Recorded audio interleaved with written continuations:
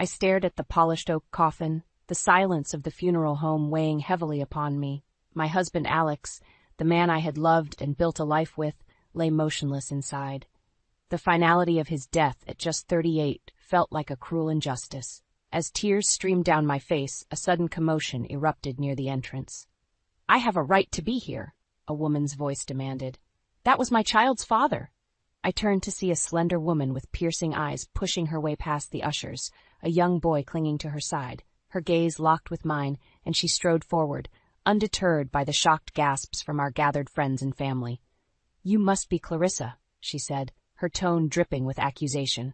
"I'm Jillian Foster, and this is my son, Cole, Alex's son." A hush fell over the room as all eyes turned toward us.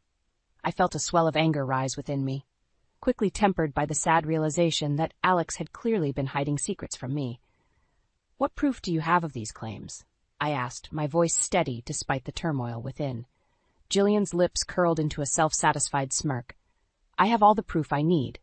Alex and I were lovers, and Cole is the result of our passionate affair. I demand what is rightfully my son's, a portion of Alex's estate." The murmurs around us grew louder, but I remained focused on Jillian. In that moment, I knew I had to take control of the situation.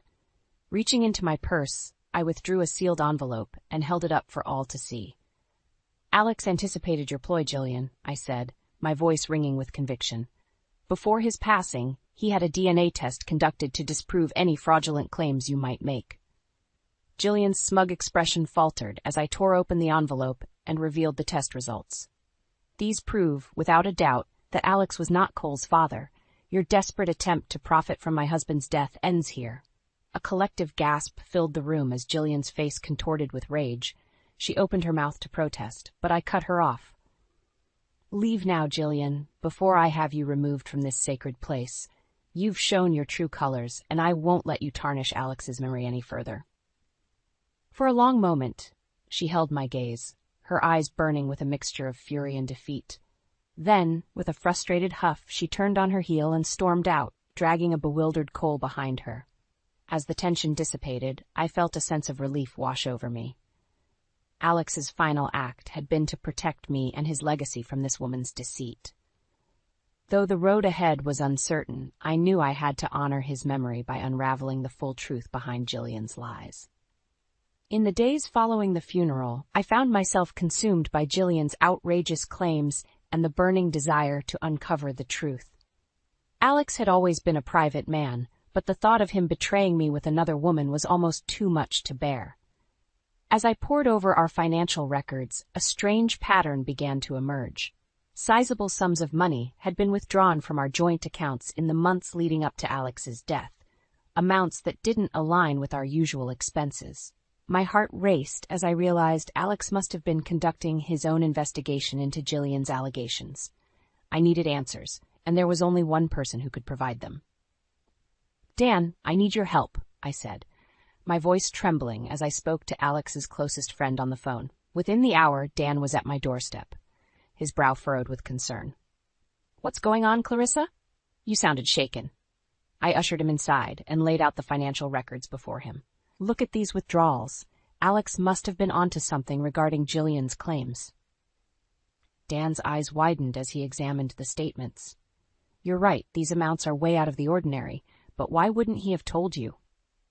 "I don't know," I admitted, running a hand through my hair in frustration. "But I intend to find out. Jillian can't be allowed to get away with whatever scheme she's cooked up." Dan nodded, his expression hardening. "Agreed. Where do we start?" Over the next few days, we delved deeper into Jillian's background, uncovering a trail of deceit that left us both sickened. It seemed Alex wasn't the first man she had targeted with her lies and manipulations. "Listen to this," Dan said, reading from a report he had obtained. "Jillian Foster, also known as Jillian Davies and Jillian Adams, has a history of attempting to extort money from wealthy men by claiming they fathered her child." My blood boiled as the pieces fell into place. That conniving witch. She must have set her sights on Alex after learning about his successful business. Dan nodded grimly.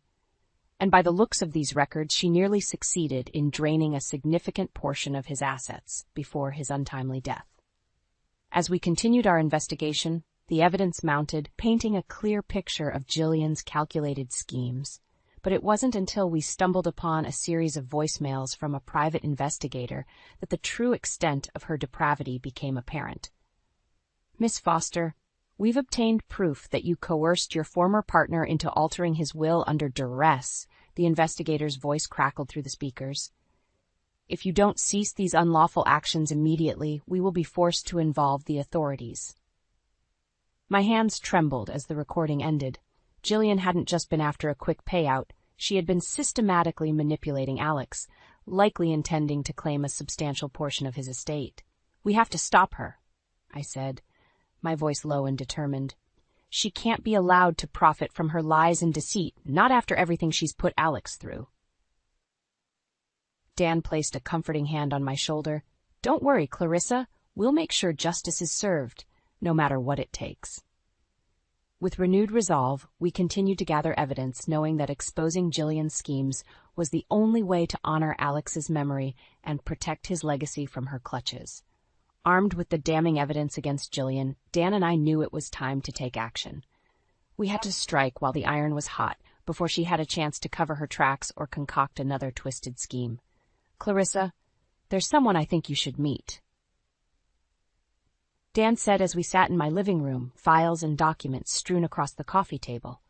Within the hour, a sharply dressed woman named Evelyn Parker arrived at my doorstep.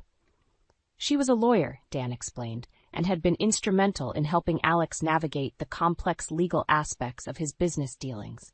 "Miss Reynolds, I'm so sorry for your loss," Evelyn said, her voice solemn, but her eyes shining with determination. "Daniel has filled me in on the situation with this Jillian Foster, and I must say her actions are reprehensible." I nodded, clenching my jaw to keep my emotions in check. "Thank you for coming, Evelyn. We need all the help we can get in exposing her lies." Evelyn wasted no time in getting down to business. "From what Daniel has told me, it seems clear that Miss Foster coerced Alex into making changes to his will. Changes that would have benefited her financially in a significant way." "That's putting it mildly," Dan interjected, his tone laced with disgust. "The woman is a master manipulator, preying on vulnerable men for her own gain." Evelyn nodded grimly. "Fortunately, there are legal avenues we can pursue to challenge the validity of these supposed changes to the will. With the right evidence, we could potentially have them invalidated altogether." A glimmer of hope flickered within me. What kind of evidence would we need? "Anything that demonstrates coercion or undue influence," Evelyn explained. "Recordings, emails, text messages, anything that shows Miss Foster pressuring Alex or making threats. Additionally, testimony from those close to Alex could be invaluable in establishing his state of mind during that time." Dan leaned forward, his eyes alight with determination. "We might have something that could help on that front." He produced a worn, leather-bound journal from his bag, one I recognized instantly as belonging to Alex. "I found this among his personal effects. It looks like he was documenting his interactions with Jillian, almost like a personal diary." Evelyn's eyes widened as she gingerly took the journal, carefully flipping through the pages. "This could be a goldmine of evidence," she murmured. Over the next few hours, we pored over the journal's contents, our anger and disgust mounting with each damning entry. Alex's meticulous notes painted a vivid picture of Jillian's manipulative tactics, from emotional blackmail to outright threats. "She's a master at playing the victim," I spat, recalling the false tears and wounded expressions Jillian had employed at the funeral. Evelyn nodded grimly. "But with this evidence, we can expose her for the predator she truly is." "Are you prepared to take this to mediation, Miss Reynolds? It won't be an easy battle, but I believe we have a strong case." I took a deep breath, steeling my resolve. "Absolutely. Jillian Foster needs to be stopped, and I won't rest until she faces the consequences of her actions. Alex deserves justice, and I intend to see that it's served." As we began strategizing our next move, I felt a newfound sense of purpose coursing through me. Jillian's web of lies was unraveling, and with Dan, Evelyn, and Alex's own words guiding us, we were closer than ever to exposing the truth and ensuring she could never victimize another innocent soul. With Evelyn's guidance, Dan and I wasted no time in gathering further evidence against Jillian. We knew that revealing her deceitful actions in a mediation setting would be our best chance at ensuring she faced the consequences she deserved. We need to be prepared for her to lash out, to try and manipulate the situation to her advantage. Evelyn warned us as we sat around her conference table, the weight of the impending confrontation hanging heavy in the air. I nodded, my jaw set in determination. I'm ready. Jillian's lies have gone on for far too long. It's time she was held accountable. Evelyn gave a grim nod before turning her attention to the stack of files before her. Let's go over what we have one more time. For hours, we meticulously reviewed every shred of evidence we had amassed. Financial records, witness statements, and perhaps most damning of all, the detailed journal entries chronicling Jillian's escalating threats and manipulation tactics. This is solid, Dan remarked, his voice laced with a hint of satisfaction. With all of this, there's no way she can wriggle her way out of facing the music. As the day of the mediation session drew nearer, my nerves began to fray. What if Jillian somehow found a way to spin her web of lies once more? What if our carefully gathered evidence wasn't enough to stop her? Clarissa, you need to stay strong, Evelyn reassured me the night before the big day. Jillian's entire world is built on deception, but we have the truth on our side. That's something she can never truly overcome. Her words bolstered my resolve, and I drew strength from the knowledge that I was fighting not just for Alex's legacy, but for all those who had fallen victim to Jillian's schemes. The mediation chamber was a stuffy, windowless room, but the tension that hung in the air was palpable. Jillian sat across from us, her expression one of smug confidence, as if she believed she had already emerged victorious. Miss Foster, we have substantial evidence that calls into question the validity of the supposed changes made to Mr. Reynolds' will, Evelyn began, her tone cool and professional. Jillian scoffed, tossing her perfectly coiffed hair over her shoulder. Evidence? You mean baseless accusations and hearsay. Alex loved me and he wanted to provide for our child. I fought the urge to lunge across the table at her, my fingers digging into the armrests of my chair. Beside me, Dan placed a steadying hand on my arm, his silent support helping me maintain my composure. We have more than just accusations, Evelyn countered, sliding a stack of documents across the table. Financial records, witness testimony, and most damningly, Mr. Reynolds' own personal journal detailing the emotional and psychological coercion you subjected him to.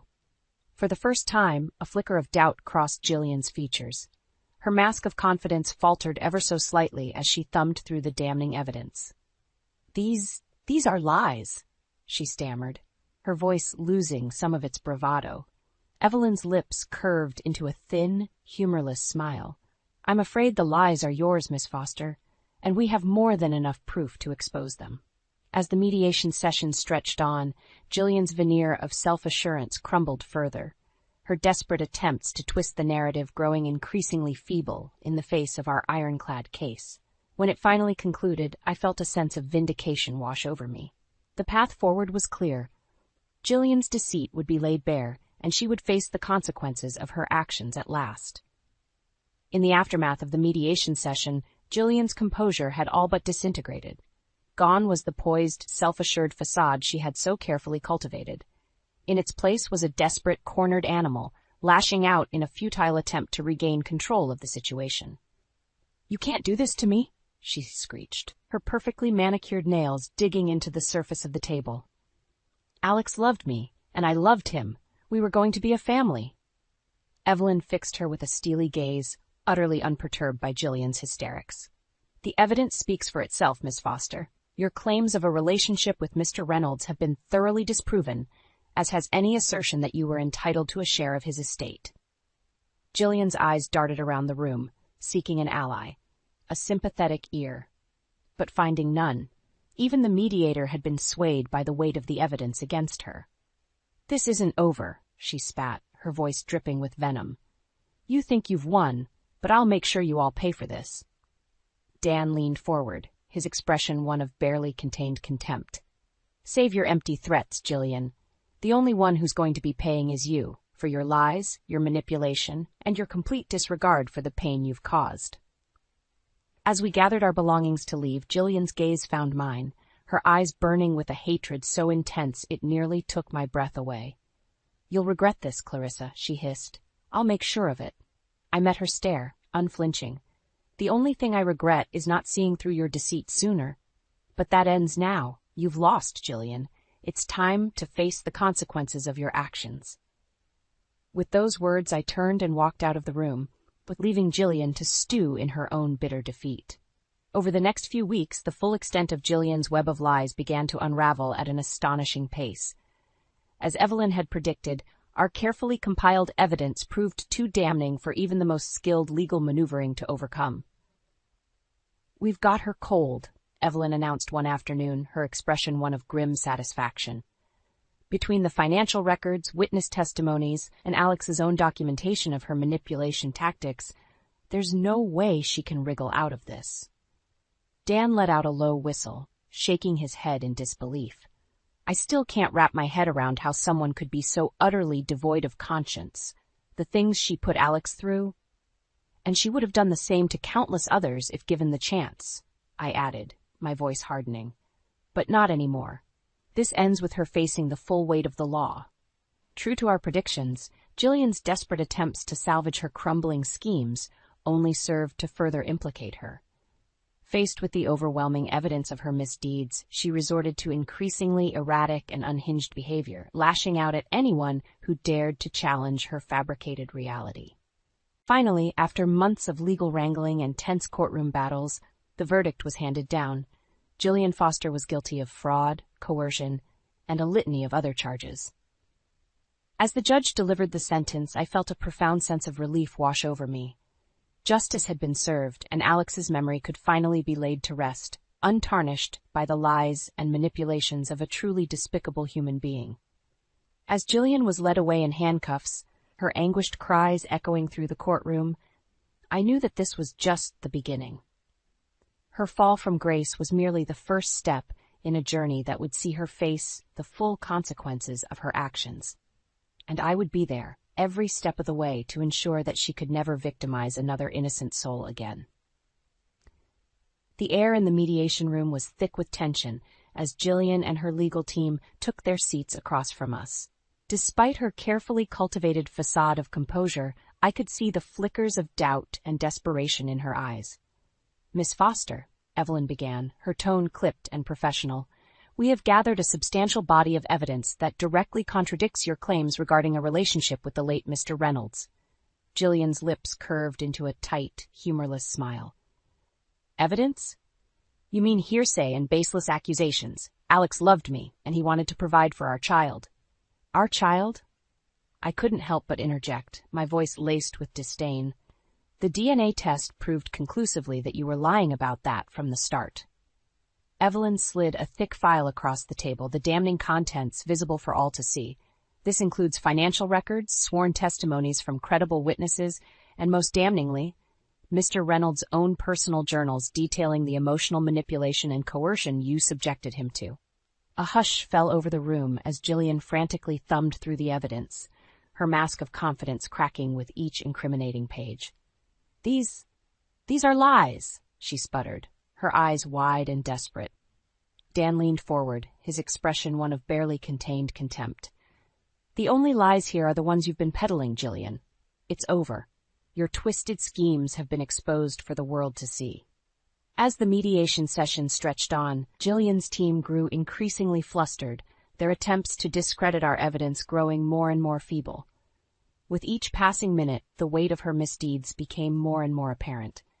Finally, after hours of tense back and forth, the mediator cleared his throat, his gaze fixed firmly on Jillian. "Miss Foster, in light of the overwhelming evidence presented here today, it is clear that your claims against Mr. Reynolds' estate were made under false pretenses and with malicious intent. I hereby recommend that all legal challenges be dismissed and that you face the appropriate consequences for your actions." A stunned silence hung in the air, broken only by Jillian's enraged shriek. "You can't do this," she cried, her perfectly manicured nails digging into the tabletop. "I'll ruin all of you. You'll pay for this, mark my words." Evelyn fixed her with a steely gaze, utterly unperturbed by the outburst. "Save your empty threats, Miss Foster. The only one facing consequences here is you."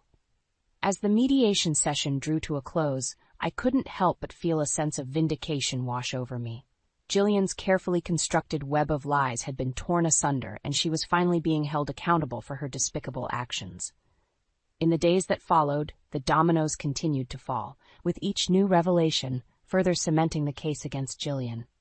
From past victims coming forward to share their stories, to financial records detailing her elaborate schemes, the evidence was damning and irrefutable. Jillian, for her part, remained defiant to the bitter end, lashing out at anyone who dared to challenge her twisted narrative. But with each outburst, each desperate attempt to cling to her fabricated reality, she only succeeded in further implicating herself. Finally, after months of legal wrangling and tense courtroom battles, the verdict was handed down. Jillian Foster was guilty on all counts of fraud, coercion, and a litany of other charges. As the judge delivered the sentence, I felt a profound sense of relief and closure wash over me. Justice had been served, and Alex's memory could finally be laid to rest, untarnished by the lies and manipulations of a truly despicable human being. As Jillian was led away in handcuffs, her anguished cries echoing through the courtroom, I knew that this was just the beginning. Her fall from grace was merely the first step in a journey that would see her face the full consequences of her actions, and I would be there every step of the way to ensure she could never victimize another innocent soul again. As the final mediation session loomed, Jillian made one last desperate attempt to salvage her crumbling schemes. With her legal team in disarray and her credibility in tatters, she resorted to the only tactic she had left: sheer, unbridled audacity. "You can't ignore the fact that I have a child who deserves his rightful inheritance," she screeched, her perfectly coiffed facade now disheveled and fraying at the edges. "Alex was the father, and you're all conspiring to deny my son his birthright." Evelyn fixed her with a steely gaze, utterly unperturbed by the outburst. "Miss Foster, we have indisputable DNA evidence proving that Mr. Reynolds was not the father of your child. This baseless claim has been refuted time and again, yet you persist in perpetuating this lie." Jillian's eyes darted around the room, seeking any shred of sympathy or support, but finding none. Even her own legal team had begun to distance themselves from her increasingly erratic behavior. "You're all in on this conspiracy," she spat, her voice dripping with venom. "But I won't let you get away with it. I'll expose every last one of you for the liars and cheats you are." Dan leaned forward, his expression one of barely contained contempt. "The only liar and cheat in this room is you, Jillian. Your web of deceit is unraveling, and no amount of histrionics is going to change that." As the tension in the room reached a fever pitch, Evelyn cleared her throat, her gaze steely and resolute. "Miss Foster, in light of the overwhelming evidence against you, including the DNA test results being entered into the official record, I see no choice but to recommend the immediate dismissal of all claims against Mr. Reynolds' estate." A hush fell over the room, punctuated only by Jillian's enraged sputtering. You can't do this," she cried, her voice cracking with desperation. "I'll take this all the way to the highest court if I have to. You'll never be rid of me." But even as the words left her lips, I could see the fight draining from her eyes. The facade was crumbling, and the sheer weight of the evidence against her was finally becoming too much to bear. In the end, it was a deflated, broken woman who left the mediation room that day, her grandiose threats and promises of vengeance reduced to little more than hollow echoes.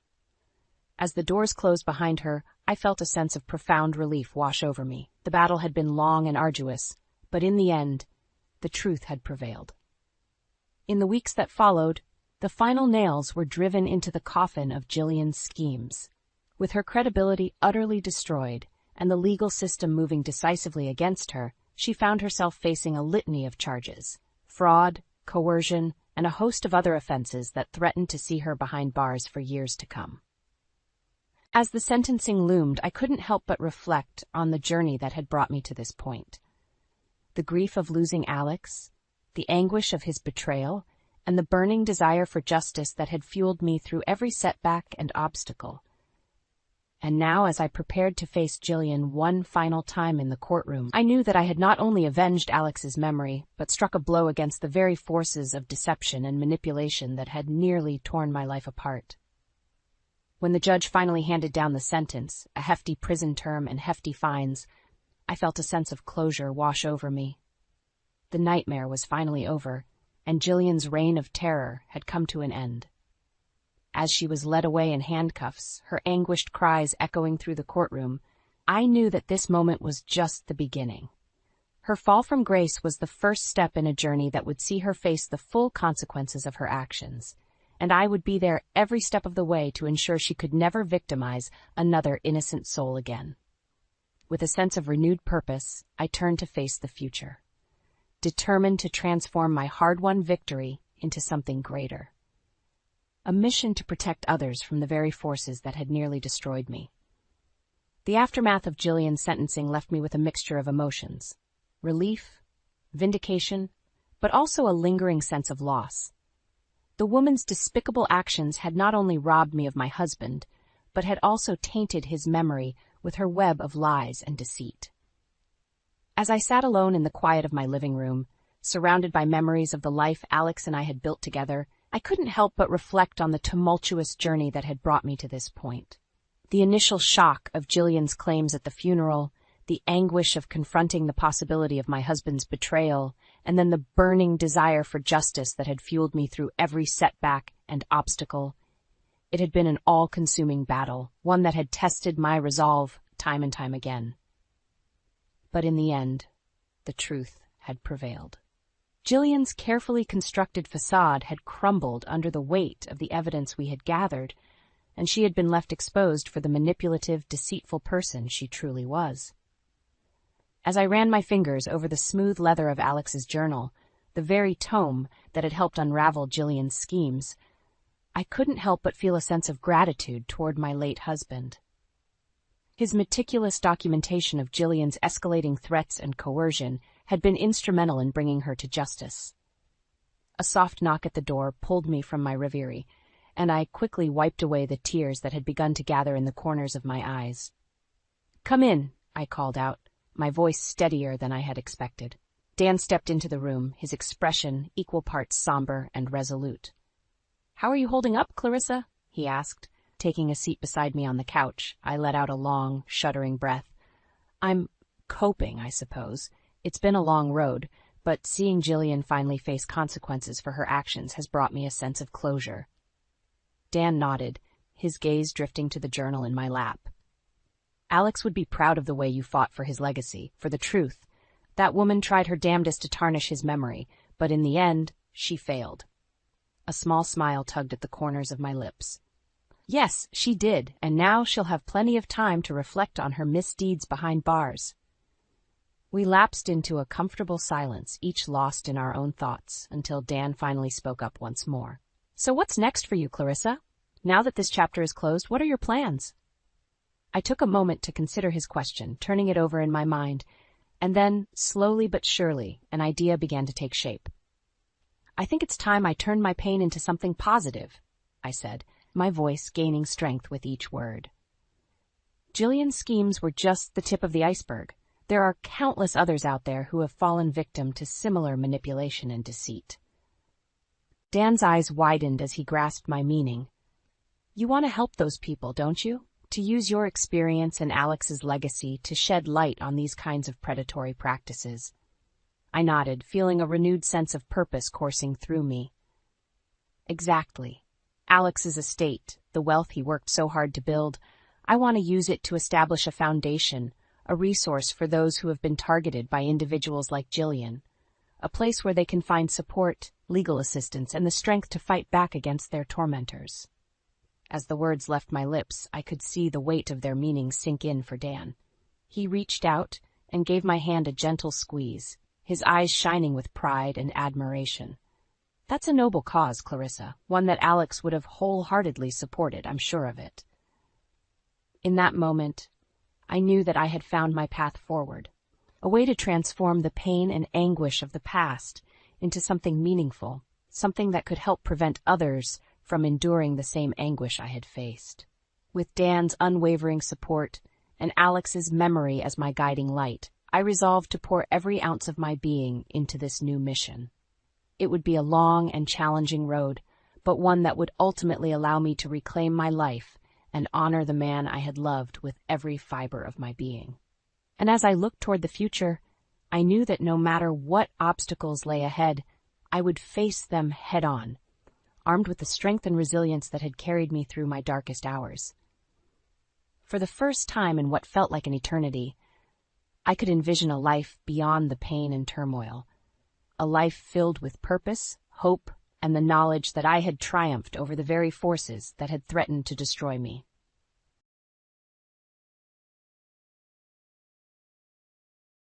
That's exactly what my contract states. Clean up, pack up, and leave behind a single dime sealed in an envelope. The company that I dedicated 30 years of my life to deserves me this small pension. However, the current president, Steven Tyler, who is young, arrogant, and the second-generation heir, made fun of me as though my years of arduous work were in vain. I felt completely demoralized and hollowed out by his attitude. I no longer felt any connection to this company. It had changed into something completely different, a company that no longer gave a damn about its workers. I refrained from arguing. He handed me a packet, and I just nodded and said, "Understood." I immediately went to the systems management room after that. I deleted every piece of information from the business's management system there. Although it may seem like a terrible thing to do, it was specified in the contract as one of my duties. I did the necessary cleanup as directed by the president. That was my last assignment. A few moments later, the office was in disarray. "Hey, I am unable to send emails." "What's happening?" someone cried. And further voice added, "I also am unable to access the internal system." Panic and bewilderment were in the air. Then, looking pale and obviously scared, the president himself rushed toward me. "Stephen, what is going on here?" His voice was shaking as he questioned, "Are you okay?" Calmly, I turned to him. My long-standing conflict with the company's second-generation president really started at that point. Stephen William is my name. I've worked for this company for nearly my whole life, and I'm 50 years old. I've been here the longest, having started shortly after high school. My dedication makes me something of an outlier in a time when changing jobs is normal. My work as the systems management manager has always been demanding, but I enjoy it. I had less work to do directly as my younger coworkers grew more proficient over time. I was pleased with what I had created, and life seemed good. One day Samuel, one of my best juniors, came up to me with a worried expression. He pointed to his screen and said, "Mr. William, I think there's a mistake here, but I'm not sure what's causing it." I took a look behind him. "This code is incorrect. I see. Here's how it ought to be," I clarified, resolving the problem. Samuel gave me a smile. "I'm grateful, Mr. William. Without you, I'm not sure how we'd manage." I returned the smile. "You'll be in charge of everything soon enough. I am depending on you." Samuel chuckled uneasily. "I'm not ready for that yet." "What are you talking about?" "Well," I said, "I'll be 50 soon, so I've been thinking about how I'll spend my retirement." Samuel shook his head. "You've still got over a decade left, Mr. William. Why are you even talking about retiring?" Being in his 30s, Samuel didn't yet understand how quickly time flies. Still, I'd assured him, I plan to keep working hard until the day I leave. There's a lot I still want to accomplish before then. Back then, I felt satisfied with my life and proud of my career. But everything changed so suddenly. It started when Ethan Tyler, the company's founder and president, fell ill and had to be hospitalized. His condition worsened unexpectedly, leaving no hope for recovery. In his absence, his only son, Stephen, swiftly took over as president. Stephen wasted no time delivering an emotional inaugural speech. "This situation has shocked us all, but it's time to unite and move forward together. We'll bring out the changes this company needs to thrive," he declared. His enthusiasm was almost contagious. At first, his words lifted everyone's spirits. Stephen had an undeniable charisma that made people believe in him.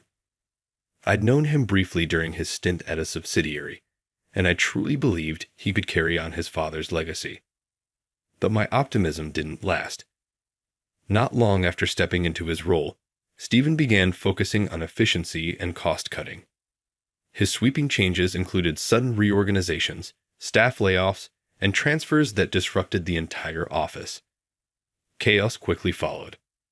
The most heartbreaking part of his leadership, however, was how he treated the company's senior, long-serving employees. Instead of valuing their experience, he saw them as obstacles to younger workers' growth. Rather than firing them outright, he demoted them to lower roles with significant pay cuts. For instance, skilled salespeople were reassigned to desk jobs, while support staff, who struggled in these new positions, eventually quit out of frustration. Meanwhile, younger employees were promoted at lightning speed, often without the necessary skills or experience to justify it. At first, I tried to make sense of it. If the younger workers were genuinely talented, I might have understood. But the truth was, their performance reviews didn't reflect their capabilities. The company's talented young workers, disillusioned by the favoritism, left in droves. Those who stayed were mostly the president's loyal sycophants, benefiting from undeserved perks. Today, yet another trusted colleague of mine announced they were leaving. The team I had worked with for decades was falling apart, one resignation at a time. He was one of our top salespeople, someone who consistently boosted the company's revenue. As he packed up to leave, he smiled faintly and said, "Thank you for everything, Stephen." I forced a smile, trying to keep my emotions in check. "But why are you leaving? You're so good at what you do." He let out a heavy sigh and replied, "I'm just tired of giving my all to this place. It doesn't feel worth it anymore." Then he looked at me and added, "But Stephen, you're the backbone of this company. No one else can manage the systems like you do. Hang in there." As he grinned, probably trying to lighten the mood, I felt tears welling up in my eyes. I tried to smile back, but my heart ached. I should have been waving him off with a cheerful farewell, but all I could do was watch him leave, his back disappearing into the distance. How many times had I seen colleagues, friends, walk away like this? You'd think a mass exodus like this would spark a rebellion, but nothing ever happened. Talented employees left, leaving behind only those who were overworked, resigned to their fates, or loyal to President Stephen. I was one of the determined ones, still clinging to the company I had once loved. But it was clear the company was on a downward spiral. The signs of decline were everywhere, and even President Stephen seemed increasingly uneasy. "This is just a temporary setback," I overheard him telling his supporters one day. "It's like crouching before a big leap forward. We'll bounce back soon." I couldn't believe the arrogance in his words, especially when those around him blindly echoed, as expected from the president. It was obvious he wasn't willing to admit his mistakes. Frustrated, I returned to the system management room, where Samuel was waiting for me. "Mr. William, there's big news," Samuel said excitedly. "The president is coming to inspect the system management room today." "What?" I exclaimed, surprised. "Word is, after all the personnel changes, he's now looking to cut costs in our department. He might even target the systems themselves." I sighed, trying to hide my unease. "There's not much we can do, Samuel. President Stephen has a habit of making cuts in critical areas. It's good he's enthusiastic, but his priorities are all wrong."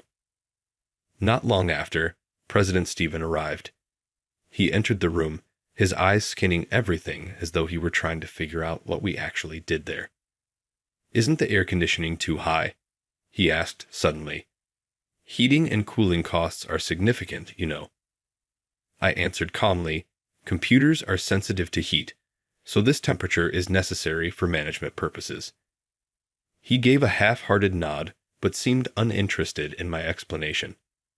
Ignoring me, he turned his attention to Samuel and started asking him questions. For some reason, he completely overlooked the fact that I was the manager. After wandering around the room for a while, he finally turned to me. "Stephen, right?" "Yes, Mr. President," I replied, surprised he even remembered my name. "How long have you been working here?" 30 years, I answered. 30 years? That's quite a long time, he said, his tone overly casual, almost dismissive. It grated on me, but I kept my composure. He continued, "I noticed your base salary is rather high. Was that part of your original employment terms?" "Yes, it was," I replied firmly. "Well, Samuel here is managing the system now too, isn't he?" "Technically, yes," I said, though his comment unsettled me. This was my first one-on-one conversation with the president, and despite my reservations, I decided to offer some advice.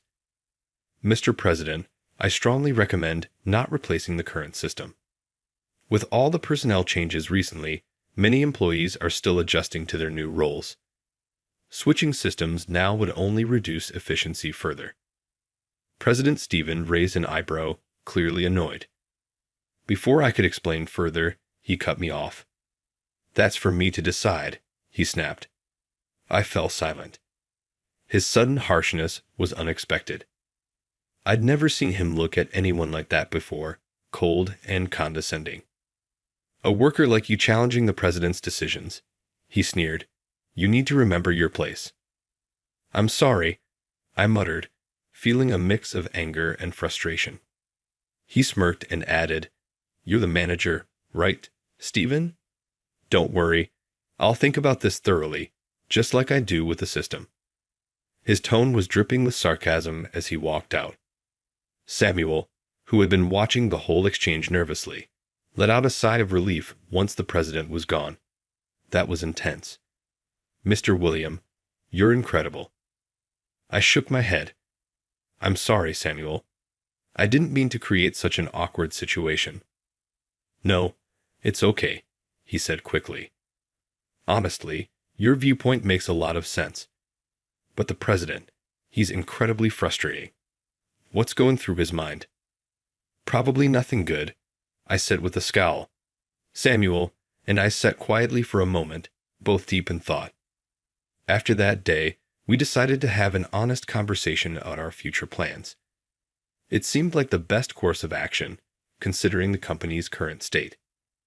A month later, I was summoned to the president's office. When I arrived, President Stephen greeted me with a forced smile. "Stephen, thank you for all your hard work over the years," he began. I nodded politely, unsure of where this was going. Then he dropped the bombshell. "We've decided to let you go." I stared at him in disbelief. "What did you just say?" "It's not personal," he said with a grin. "It's strictly business." He handed me a small packet, adding, "This is your pension." The envelope he gave me looked cheap, and something about it felt wrong. Why wasn't the payment done via a bank transfer? Still in shock, I opened it to find a single coin inside, a dime.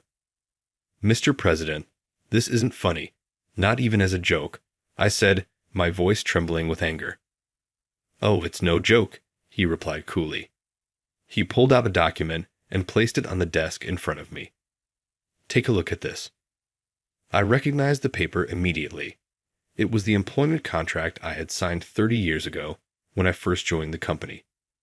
President Stephen tapped a specific section of my old employment contract with his finger. "Look here," he said smugly. "Your employer pension is listed as 10 cents. My eyes widened in shock. Next to the section about the employer pension, which originally just stated "pension provided," someone had scribbled in 10 cents with a ballpoint pen. The writing was unmistakably different from the printed text. President Stephen grinned triumphantly as he traced over the handwritten words. "See? I didn't write this. It was already there. Amusing, isn't it? But you signed and stamped this contract, didn't you?" I opened my mouth to object, but he cut me off before I could say a word. "This is all by the book," he said firmly. "Clean up and leave, just as stated in the contract." His expression made it clear that any argument would be pointless. I realized I had probably been on his radar for some time now. I was the kind of long-serving employee he wanted to push out, someone who represented the old guard he despised. The only reason I hadn't been targeted earlier was my control over the company's systems. But after his last visit to the system management room, he must have decided that Samuel was capable enough to take over. It didn't help that my honest advice during that visit had likely rubbed him the wrong way. What a petty and narrow-minded man, I thought. A company led by someone like him had no future. As I left his office, the faces of my colleagues who had been forced out before me came to mind, their frustration, their sadness. It all made sense now. I forced a smile. Understood, I said, then walked out, stuffing the flimsy envelope into my pocket. My next stop was the system management room. Samuel was waiting for me there, just as we had planned. "It's time, Samuel," I said calmly. Samuel nodded, his face serious. "I'm ready." We sat down at our computers and got to work. Dismantling a system is much easier than building one, and we had everything erased in no time. Soon, the office erupted into chaos. I could hear panicked voices through the walls. "Hey, I can't send emails. The internal system isn't working. What's happening?" The confusion was spreading quickly. I cracked the door open just enough to peek outside. People were running around, completely lost, unable to figure out what to do. It wasn't long before President Stephen showed up, pale and frantic.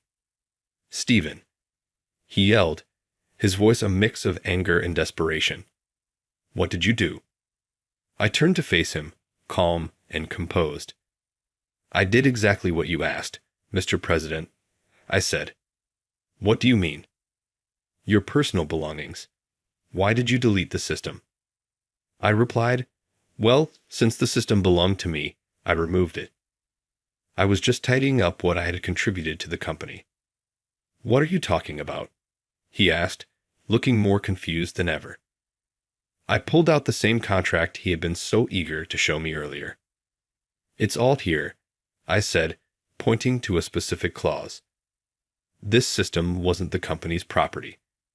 My salary over the years covered its loan, and the agreement was that I would return it when I left. "You should have this document on file. It's been part of the records for 30 years. President Stephen stared at the contract, clearly flustered. "What is this nonsense? It's ridiculous that one employee leaving can bring down the entire system." I resisted the urge to fire back about how equally ridiculous it was to offer a pension worth a single dime. Instead, I kept my voice steady. "If you cancel my dismissal, I'll return both the system and your dime." He slammed the contract onto the desk. "Samuel, restore the system immediately," he shouted, his voice echoing through the room. Samuel hesitated but quickly nodded. "Yes, sir. I'll get started right away, but it will take time." "I don't care how long it takes. Just do it," President Stephen barked. As Samuel began the restoration process, I stood there quietly for a moment. Then, exchanging a glance with him, I decided it was time for me to leave. I walked out of the system management room where I had spent so many years of my life, my mind buzzing with determination. This wasn't over. A few days later, I was at home relaxing when my phone rang. I glanced at the screen and saw the company's main number. I answered, and the first thing I heard was President Stephen's voice. "Stephen," he said, sounding exhausted. "We're in trouble. Samuel is struggling to restore the system, and nothing is working. We've already lost days of productivity, including the weekend." I could almost hear the desperation in his voice. It was a far cry from the smugness he'd shown me in his office. "So what do you want me to do about it?" I asked, suppressing a laugh. "Sell us the system. I'll pay you $100,000. No, $200,000. I couldn't help but laugh. "President, you have no idea what that system is worth, do you?" "That's nothing." "What do you mean nothing?" "Then how much do you want?" $1 million, I said bluntly. 1 million? His voice cracked, and I could almost picture the look on his face. Yes, 1 million, I said, keeping my tone steady. Even at that price, you're getting a bargain. That system is worth far more. This is outrageous, he snapped. That's more than your entire pension, which, as you'll recall, was just 10 cents. I replied dryly, realizing he wasn't taking me seriously. I dropped the playful tone. President Stephen, I mean it. If you don't pay $1 million, you won't get the system back, and I won't help Samuel restore it either. There was a long silence on the other end of the line. When he finally spoke, his tone was icy enough. I won't give in to your ridiculous demands. How dare you ask for such an outrageous sum, you ungrateful man, he shouted before hanging up. I put down the phone, feeling a mix of disappointment and resolve. It was clear that this man was unfit to lead the company. I picked up the phone again, ready to move forward with the next phase of my plan. The next day, loud shouting erupted from the president's office. The sound came from Stephen, now the former president, slamming his fist on the desk. Why am I being fired? He demanded, his voice shaking with outrage. Facing him was Ethan Tyler, his father. Though Ethan wasn't fully recovered from his illness, his presence was commanding. Watching him from the doorway, I couldn't help but feel a sense of admiration.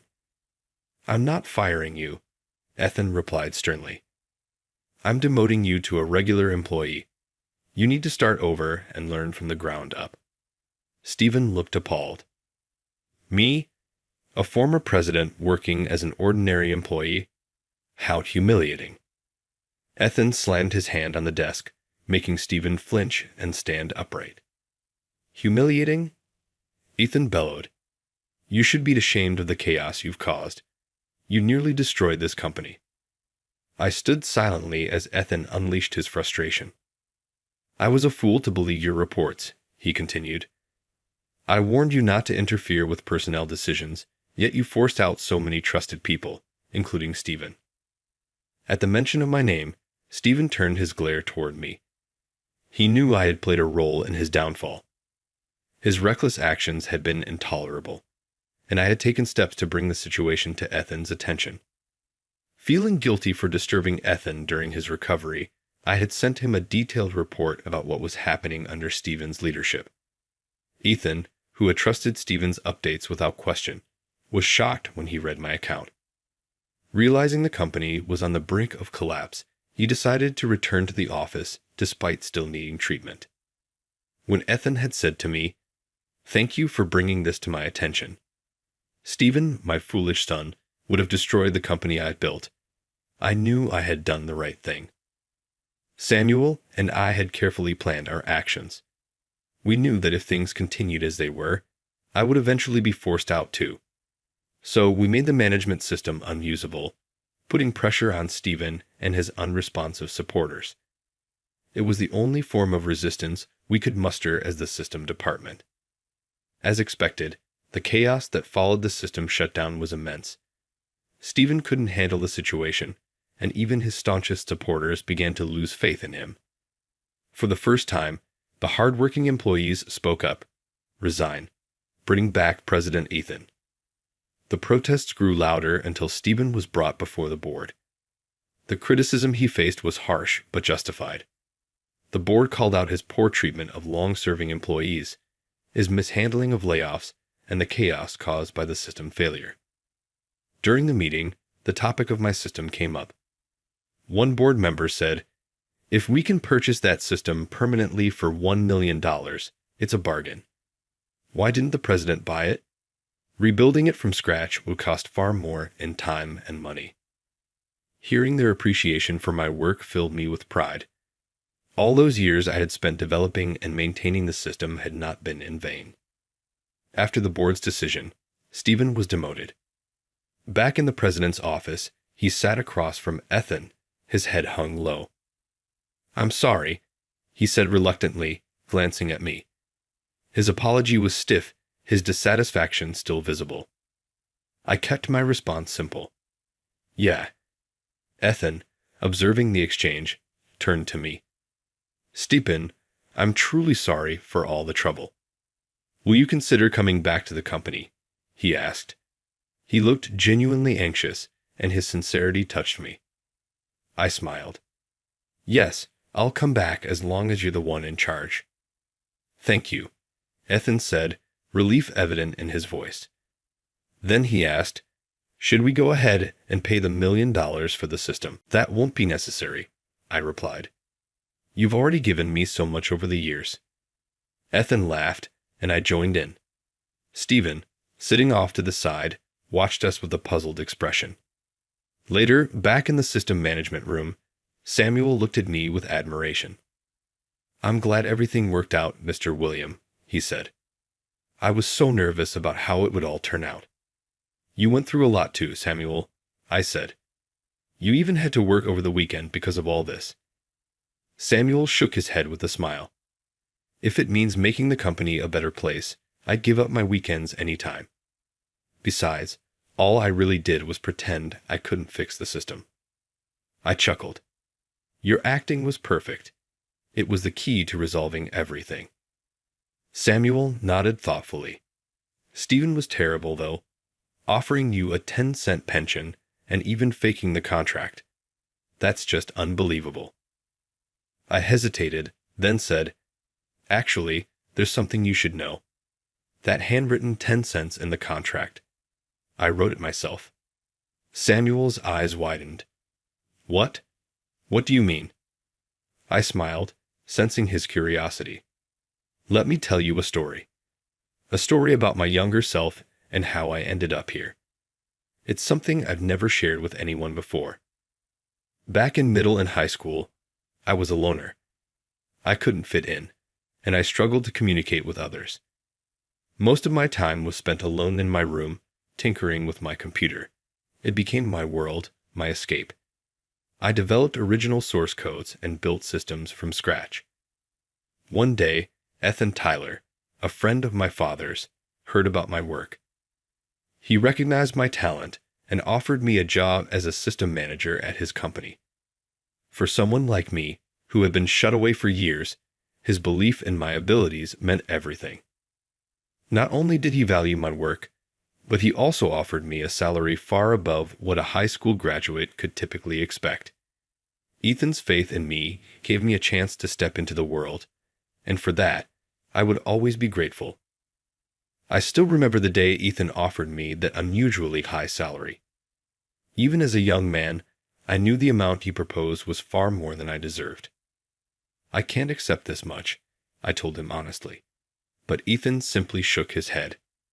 "This is still a modest offer," he replied. "Our company is just getting started, and this is all we can afford right now. But as the company grows, we'll make sure to give you raises. Your system is that valuable." His words left me stunned. In a moment of impulsiveness and youthful innocence, I took the contract he handed me and scribbled something with a ballpoint pen. I wrote 10 cents next to the term employer pension. Ethan's eyes widened when he saw what I had written. 10 cents? He asked, surprised. "Yes," I said earnestly. "I already feel bad accepting such a high salary every month. I don't want to take any extra money when I leave. This is my idea of fairness." Though he must have found my reasoning amusing, Ethan simply gave a gentle smile. "Let's think of it this way," he said. "We'll consider this system as a loan to the company. I'll include that in your work contract and prepare a formal document for it later. When you leave, you're free to take the system back, but if we need it, we'll buy it from you. Wouldn't that act as the employer pension?" I nodded, realizing how clever the arrangement was. "You noticed that right away," Ethan added, chuckling warmly. "You're remarkably sharp." His laughter put me at ease, and at that moment, I decided I would follow Ethan's lead no matter what. He had seen something in me when I was at my lowest, and his faith pulled me out of my shell. When I finished recounting this story to Samuel, he let out a deep breath. "So that's what happened between you and the president," he said, his voice filled with awe. "Yeah," I replied. But I never imagined that contract would resurface because of Stephen. As for Stephen, he didn't last long at the company. After his demotion, unable to bear the idea of working as a regular employee, he resigned and started a business with a friend. However, Ethan later told me that Stephen's venture was struggling financially and didn't seem to be going well. Even after recovering and returning to full-time leadership, Ethan faced countless challenges.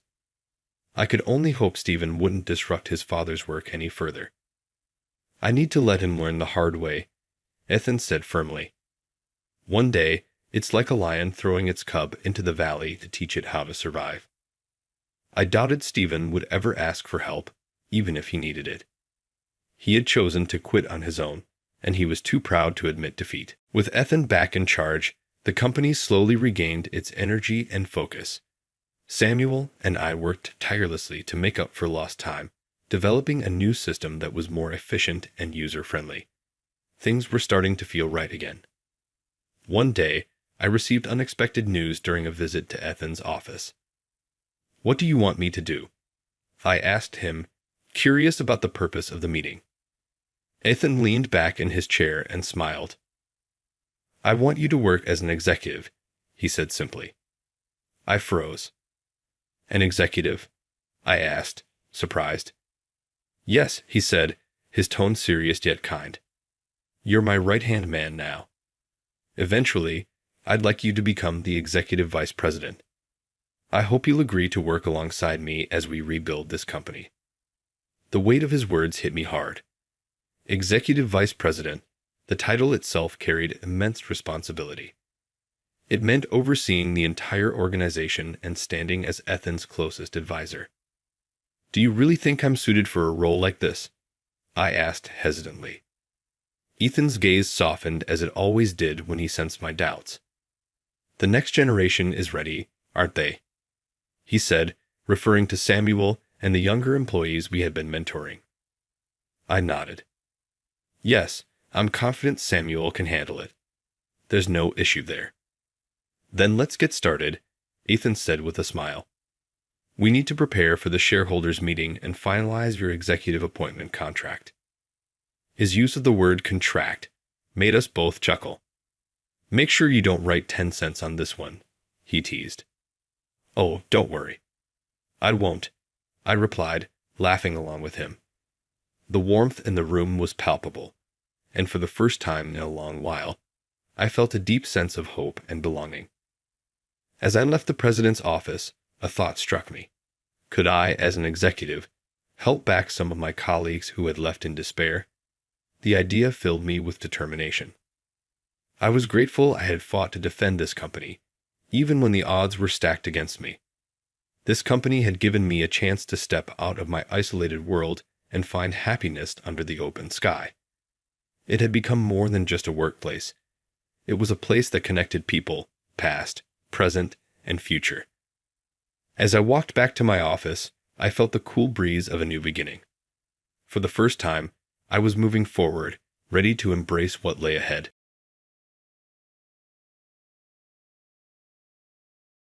This is the ideal chance. You're fired. I was momentarily unable to process what had just been spoken. One day, I defended a cleaning lady who was suspected of stealing by my supervisor, Thomas, who frequently branded me incompetent. She would never act in that manner. "Have you got any evidence?" "What? Are you really putting your colleagues' trust in a dirty cleaning lady?" "No, that's not what I'm saying." Then Thomas leaned forward and said something ridiculous with a smug smile. "You're supporting this thief, then. You are equally guilty as a result. Although I previously believed you were worthless, I was unaware of your level of stupidity. You don't have any hope. This is an excellent opportunity to get rid of you. I'll let higher management know about this. You've been let go. There's no point in coming in tomorrow." "What? Fired for a similar offense? You must be joking with me." I gave Thomas a fierce look, but he simply turned and left. "All right. I'll permanently leave this company if that's what he wants." And something totally unexpected occurred the day I departed. This year, I turned 33. My name is Kevin. I work for the company as a regular employee. As an engineer, I work for a business that creates computer and phone systems. Being the center of attention or attracting attention to yourself has never been easy for me. Every time I sense that someone is watching me, I am so anxious that I am unable to speak. Nevertheless, I'm skilled at using a computer in silence. I even made small apps as a pastime when I was a student. An executive from the parent firm participated in the hiring process during my interview. He said to me, "I appreciate your abilities. Even though you might not feel at ease in front of others, what's important is that you commit to your own growth." His kind words of support gave me comfort. But once I started working there, I came to understand that not every subsidiary employee shared the main company's beliefs. Kevin, summarize the data from the latest request and send it back to the client by noon. Thomas, sitting 5 meters away, barked the order at me. A client had requested a report on the company's performance and progress. However, the request had been sent to Thomas, and the deadline was set for the end of the week. By noon, but the email says we have until the end of the week. Are you an idiot? Just because they say, by the end of the week, doesn't mean you should take the whole week. It's basic manners to reply immediately. I had never heard of such a rule. Besides, I wasn't exactly free at the moment. But I have urgent work right now. So what? Just finish both by noon. That's impossible. At least give me until the afternoon. Are you seriously talking back to me? You're useless in presentations and negotiations, so shouldn't you at least try to make up for it in other areas? People like you have zero ambition. If he had that much to say, he could have just handled it himself. But before I knew it, he had already sent an email saying, "Kevin will send a response by noon." If he had time to do that, he could have started working on it instead. Frustrated, I hurriedly stopped what I was doing and began working on the task that Thomas was supposed to handle. Somehow, I managed to finish it by noon and sent it off, only for Thomas to snap. "What took you so long? You barely made it." No matter what I said, I just get yelled at. So I gave a half-hearted response and moved on. Since I had used my entire morning for this, I had to spend my lunch break catching up on my actual work while everyone else left for lunch. That afternoon, the client replied. They expressed their gratitude for the quick response and praised the data summary, saying it was much clearer than expected and could be used as is. Feeling rewarded for my hard work, I was excited to reply right away. But before I could, Thomas had already responded, taking all the credit. Oh, I merely adjusted the layout of data I had already organized. No need for thanks. I didn't even have the energy to protest anymore. I just let out a quiet sigh and got back to work. Kevin, about the materials for tomorrow's meeting. In the evening, a colleague called out to me, making me tense up. Had I made a mistake? But he didn't seem troubled or upset. They're really easy to understand. Normally, this kind of data makes reports stiff and hard to read, but the way you summarize it is so concise. How do you do it? I'd love to learn from you. It took me a moment to realize that I was being praised. Oh, I see. Well, it's nothing special, I said, but then recalled how I had put the materials together and shared some tips. My colleague thanked me, then leaned in to whisper something. Earlier, Thomas sent an email acting like he had put together your data himself. Yeah, I saw that. Actually, I was on a call with the client for a different matter, so I made sure to mention that you were the one who created everything from scratch. Wait, what? They asked me to pass along their appreciation. They said your work really helped. Oh, thank you. Don't mention it. I just told them the truth. Knowing that my effort had been properly recognized lifted a weight off my shoulders, if only just a little. Of course, that didn't change the fact that some people still treated me like I didn't matter. Kevin, you're not going to say anything in the meeting anyway, right? No point in wasting time. Go to the archive room and find this. Thomas handed me a sheet of paper. It was a list of past products. He wanted me to retrieve a file detailing the development history and other specifics. It was true that I wasn't comfortable speaking up in meetings, but listening to discussions and understanding the company's direction was still important to me. Not that Thomas would ever care about my opinion. I had no choice but to comply and headed to the archive room. After finding the required file, I stacked it onto a cart. As I was about to return to my seat, I couldn't help but notice how messy the other files were. Some were piled haphazardly, and others were upside down. Since the meeting was going to take a while, I decided to organize things a bit. But as I was tidying up, someone walked into the room. "Oh, good afternoon." "Good afternoon." It was the cleaning lady who had started working at the company last month. Her name was Olivia Carter. She was probably around my age, but with her long hair loosely tied at the back and thick glasses that looked heavily prescribed, it was hard to guess her exact age. Additionally, her uniform, consisting of long pants and an apron, was noticeably worn and stained. Her sudden appearance startled me. Since she had signed confidentiality agreements like the rest of us, she must have been allowed in the archive room. "Oh, are you working?" "Sorry, I'll leave right away." "No need to worry." These shelves. Were they always disorganized? Olivia glanced around the room. I had just finished tidying up. "Sorry, I cleaned them up without asking." I wondered if I had interfered with her work. If she had her own system for organizing things, I might have disrupted it. But instead of looking annoyed, her eyes sparkled behind her thick glasses. "This is amazing. When I peeked in earlier, it was a complete mess, and now it's spotless in such a short time. Kevin, you're not just good at your job, you're great at cleaning too." "You know my name?" "Of course. I've heard you're very meticulous in your work." "It's not that impressive. People are just being polite. I mean, I'm constantly called incompetent." Who would say something like that?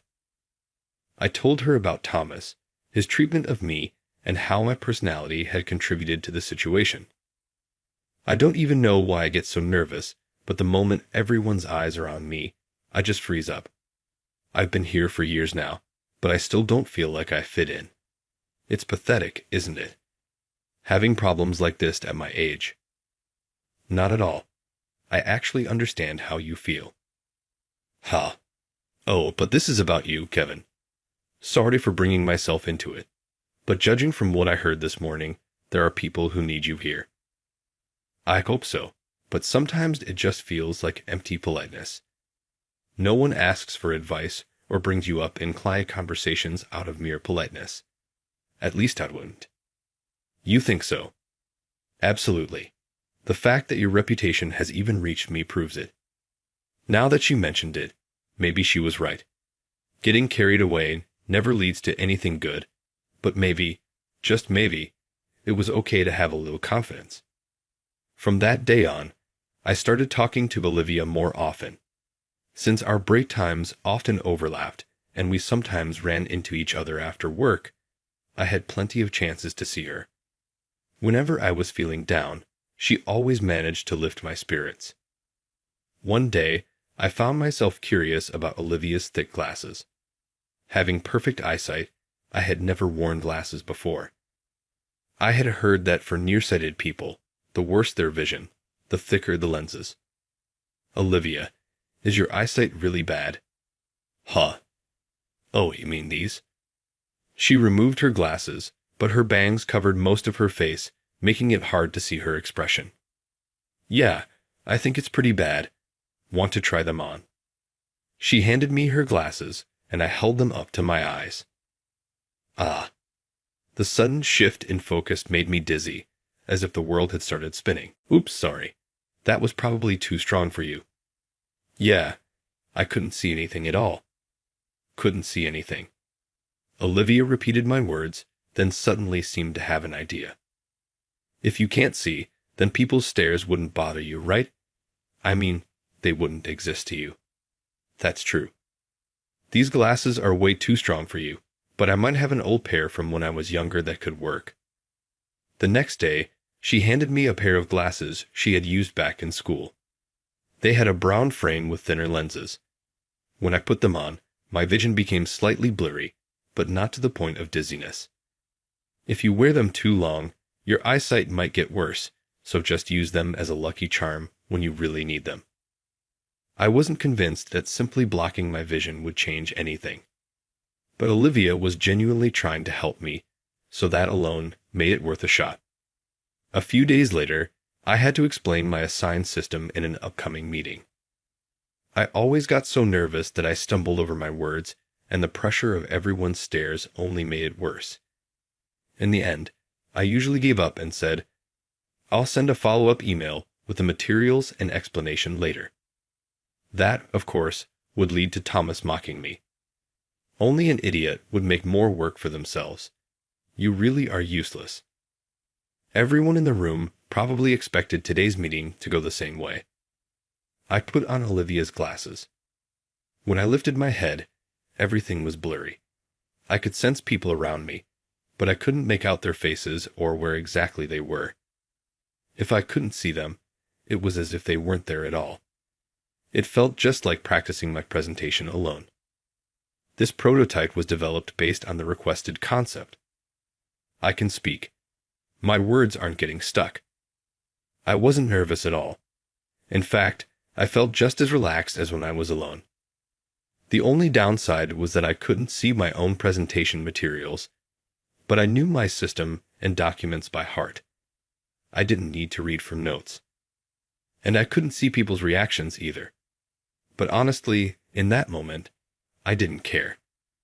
I was too overwhelmed by the realization that I could finally present without fear. All I wanted was to express my thoughts and share my work. I spoke with all my heart, directing my words to the faceless figures before me. When I finished my presentation, I never expected what came next. Applause. "Kevin, what happened to you? You actually pulled off a presentation. You didn't stutter, you didn't freeze up, and most importantly, your explanation was really easy to follow." Well, of course, Kevin's reports are always so clear. Having him explain them himself is like giving a lion sharper claws. My colleagues showered me with praise. I had just experienced the full effect of Olivia's glasses. Just by not seeing the people watching me, my entire world changed. It was all about mindset. Overwhelmed with surprise and accomplishment, I thought to myself, I have to thank Olivia later. Eager to share my excitement, I went looking for her. I found Olivia cleaning the floor near the supply shelves. Olivia. "Kevin, why are you in such a hurry?" Kevin. "You were absolutely right. Just not being able to see people watching me made such a huge difference. Thank you so much." Olivia. "I only gave you some advice. This was your own ability all along." Kevin. "If you hadn't pointed it out, I would have never realized it myself. Please, let me thank you properly." Olivia. "It wasn't anything that major, but if you insist, I'll take you up on that offer."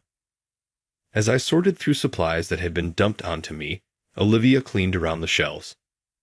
Normally, I would have sighed in frustration while doing this kind of work, but chatting with her made the time fly by. However, someone was watching us from a distance. The next morning, when I arrived at the office, I noticed a commotion at the center of the room. A crowd had gathered, and the atmosphere felt tense and chaotic. What's going on? I was casually wondering if maybe a stray cat had wandered in. But the moment I saw what was happening at the center of the crowd, the blood drained from my face. "Just admit it already. We have proof." Olivia. "I didn't do anything." There stood Olivia, cornered by Thomas. Olivia. Kevin. The usual warmth in her expression was gone, and she looked terrified. Kevin. "What is going on?" Thomas. "She's a corporate spy. She stole company information and was passing it to outsiders. We found evidence in her locker." Thomas held up some documents filled with confidential company data. Thomas. This was found in Olivia's locker. Kevin. This has to be a mistake. She would never do something like that. If Olivia was a corporate spy, she wouldn't have wasted time helping me. I couldn't believe that the person who had supported me so much could do something like this. Thomas. How touching. The useless employee defending the useless cleaner. What a heartwarming display of weaklings sticking together. Thomas sneered at me. Thomas. Come to think of it, you two have been awfully close lately, haven't you? Even though this filthy cleaner was only hired recently. Kevin. That's because she was giving me advice. Thomas. Advice? Or was it illegal business? Kevin. What? What are you talking about? Thomas. Oh, I see now. You're a spy too, aren't you? Giving her orders to smuggle information. I was speechless at the sheer absurdity of his accusation. Thomas. This woman was caught with our internal documents. If you defend her, that makes you just as guilty. Kevin. No. Just investigate properly. Thomas. Investigate? The evidence is right here, isn't it? Kevin. This evidence, don't you think it's a little too convenient? Thomas. Oh, are you doubting me? So you're saying you trust some filthy, unknown cleaning lady over your colleague? That's insane. There's no way that makes sense. Kevin. So you're in on it too, huh? No matter what I said, it was clear Thomas had already decided to pin this on Olivia. Kevin. I don't care what you say. Olivia is innocent. I believe in her. Thomas. Oh, so you're going to stick your neck out for her? Well, that just makes things easier. Even an idiot like me should understand what that meant, right? Thomas smirked as he slowly stepped toward me. Olivia. Kevin, it's enough. If I leave, that will be the end of it. Olivia looked at me with fearful eyes. Was this really okay? Was this? No, this was completely wrong. Kevin. My decision hasn't changed. Thomas smirked triumphantly. Thomas. I'm reporting this to upper management. Kevin, you're fired. Thomas. Anyone who defends a spy is an enemy of the company. I went out of my way to look after you, and this is how you repay me? You've been useless until the very end. I wanted to tell him that I never once felt like he had looked after me. But at this point, I just didn't care anymore. Being fired should have been shocking, but strangely, I felt nothing. Without hesitation, I nodded and started packing up my desk. Olivia. Kevin, are you really okay with this? Olivia looked bewildered by my reaction. I simply nodded and said, Yes. I'm so sorry you got dragged into this because of me. Olivia. If anything, I'm grateful for the opportunity. I was reaching my limit working under Thomas anyway. Honestly, I feel relieved. Kevin. But I'm not a corporate spy. Olivia. I know. And if they do a proper investigation, they'll realize that too. If they check the evidence and don't find your fingerprints on it, it won't hold up. At my words, Olivia smiled, a strained, almost teary smile. Olivia. You're too kind. Seriously. Then she leaned in and whispered to me, Olivia. About that thank you gift we talked about yesterday. Can I ask for it now? Kevin. Huh. She looked up at me with a playful smile. Since there was no solid proof that Olivia and I were corporate spies, I still had the right to use my remaining paid leave. So while I was using up my remaining paid leave, I received a phone call one day. I checked the number. It was from the company. There was nothing left to talk about. If they needed me for any formalities, I could deal with them on my last day, so I ignored the call. Then, a few days later, when I went in for my final paperwork, the office was in complete chaos like I had never seen before. Did something happen? Even though it was no longer my concern, I asked a nearby colleague who looked visibly troubled. Colleague. Well, A lot of things happened, actually. By the way, do you have copies of the materials you made in the past? Ha. I think Thomas threw everything out, saying we can't trust documents made by a spy. I see. Is something wrong? I noticed dark circles under the employee's eyes. Looking around, I realized everyone else seemed equally exhausted. Kevin, thank goodness you're here. As soon as my presence was noticed, colleagues swarmed around me. I had no idea what was happening until someone finally explained. Since I had trouble attending presentations and briefings, I was often assigned to create the materials instead. That included everything from systems I personally developed to projects tackled by the whole team. After I left, other colleagues naturally took over creating the presentation materials and delivering the presentations. However, clients repeatedly criticized them for being unclear, lacking supporting evidence, and failing to highlight key points.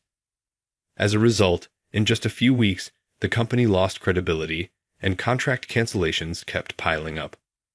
The total losses were estimated to be around $100 million. That figure was so absurd that I could hardly believe it. Even if my materials had been well received, the employees here were professionals. Many of them had been with the company far longer than me. I couldn't imagine them producing materials so poorly written that they would cause this much damage. When I voiced this thought, everyone fell silent, looking uncomfortable. Then, after a brief hesitation, someone muttered quietly, "The replacement materials for Kevin were all made by Thomas." Firing me had been easy enough, but as expected, they still had no actual proof of their accusations. Of course they didn't. Olivia and I were innocent. After being reprimanded by the executives for failing to produce solid evidence, Thomas had been ordered to take over all of my work until my supposed involvement as a corporate spy was confirmed. Until now, he had dumped all the report writing on me and left the actual presentations to other employees. He had only ever stood in the background, giving instructions and watching from a distance. Since he had barely been involved in development, he ended up spending excessive time creating materials filled with vague and unsubstantiated data. And that was what led to the company's current crisis. Now, everyone was scrambling to salvage contracts and deal with the fallout. Kevin. The familiar sound of someone yelling my name after days of peace made the surrounding colleagues shrink back. Just like everyone else, Thomas had dark circles under his eyes as he stomped toward me. "I called you so many times. Why didn't you answer?" "Well, I was fired, wasn't I? There's no reason for you to need me anymore." "Of course I need you. Redo every single material you've ever made." What was he even saying? His selfish demand left me completely speechless. "You were the one who threw them away, weren't you? So what? Just make them again." "You really think someone as incompetent as me can do that?" I put extra emphasis on the word incompetent. More and more people started gathering around us. The growing number of eyes on me made a cold sweat run down my back. This wasn't even a presentation, yet I could still feel the weight of everyone's stares. Maybe I should just ignore him, finish my resignation paperwork, and leave. Just as I had that thought, someone stepped forward, pushing past Thomas. It was the president, Mr. Taylor. "Kevin, I'd like to personally ask for your help." "Mr. Taylor? It seems he is incapable of handling work the way you did. On top of that, the accusations against you are starting to seem unfounded. I know it's a selfish request, but would you consider coming back? Our company needs you." He had told me something similar in my initial job interview, but it was a lie. "Sorry, but I've already secured another job. I'm just here today to finalize my resignation." "After everything we've done to ask you back, how can you act so indifferent?" Thomas had the audacity to act like he was the one being wronged. At that moment, a sharp, composed voice rang through the office. "Oh my, after falsely accusing him and forcing him out of the company, you have the nerve to say, 'How can you act like that?' I believe that statement applies to you instead." Everyone turned toward the voice. There stood a stunning woman with sleek, long hair neatly tucked behind her ears, revealing her elegant features. She exuded confidence, clad in a sharp gray suit, her commanding presence overwhelming the entire room. "Who are you?" "Outsiders aren't allowed in here." Thomas snapped at her, but Mr. Taylor quickly turned pale and bowed his head toward her in a panic. "Thomas, how dare you? This is the Vice President, M. King." "Vice President, M. King." The entire office erupted in murmurs. About half the employees seemed to recognize the name, while the other half were in shock. "That's right. She's the next president of Blossom Systems." "You mean to tell me you didn't know?" Blossom Systems is the parent company. And Thomas had just called their future president an outsider. Yet, he showed no sign of apologizing. "So what brings Miss King here?" "Kevin will be working with us from now on. His support skills and technical expertise are outstanding." "Yes, my new job was at the parent company." Mr. Taylor and Thomas both widened their eyes in shock. That incompetent fool is actually useful. Someone who can't even give a presentation in front of others. "Oh. Are you aware that different people have different strengths and weaknesses? I'm interested in his technical skills. He may not excel in public speaking, but if he dedicates himself to development, that's more than enough." Those were the exact words I had once heard during my job interview. She was one of my interviewers. I had only met her once, so I didn't remember her face or name, but she had remembered me. That's not the point. He's a corporate spy. "Oh, you mean the fabricated accusation you tried to pin on me?" At that moment, Miss King put on a pair of glasses and tied her hair back in a ponytail. Thomas's voice trembled as he stared at her. "Wait, you really are talented at tearing people down, aren't you?" She looked exactly like Olivia because Olivia's true identity was the vice president, Miss King, of the parent company. Her real name was Olivia King. She had deliberately used the alias Carter for a reason. Since her student days, she had excelled academically and followed a straight path into business leadership. As a professional, she had quickly climbed the corporate ladder and became the vice president of Blossom Systems, the parent company, as well as the next in line for the presidency. However, as she became fixated on expanding the company, she began to believe that her perspective was always right. She stopped listening to employees, constantly interfered in matters she didn't trust, and would often lash out in anger when things didn't go her way. Her behavior alienated those around her, and before she knew it, she was completely isolated.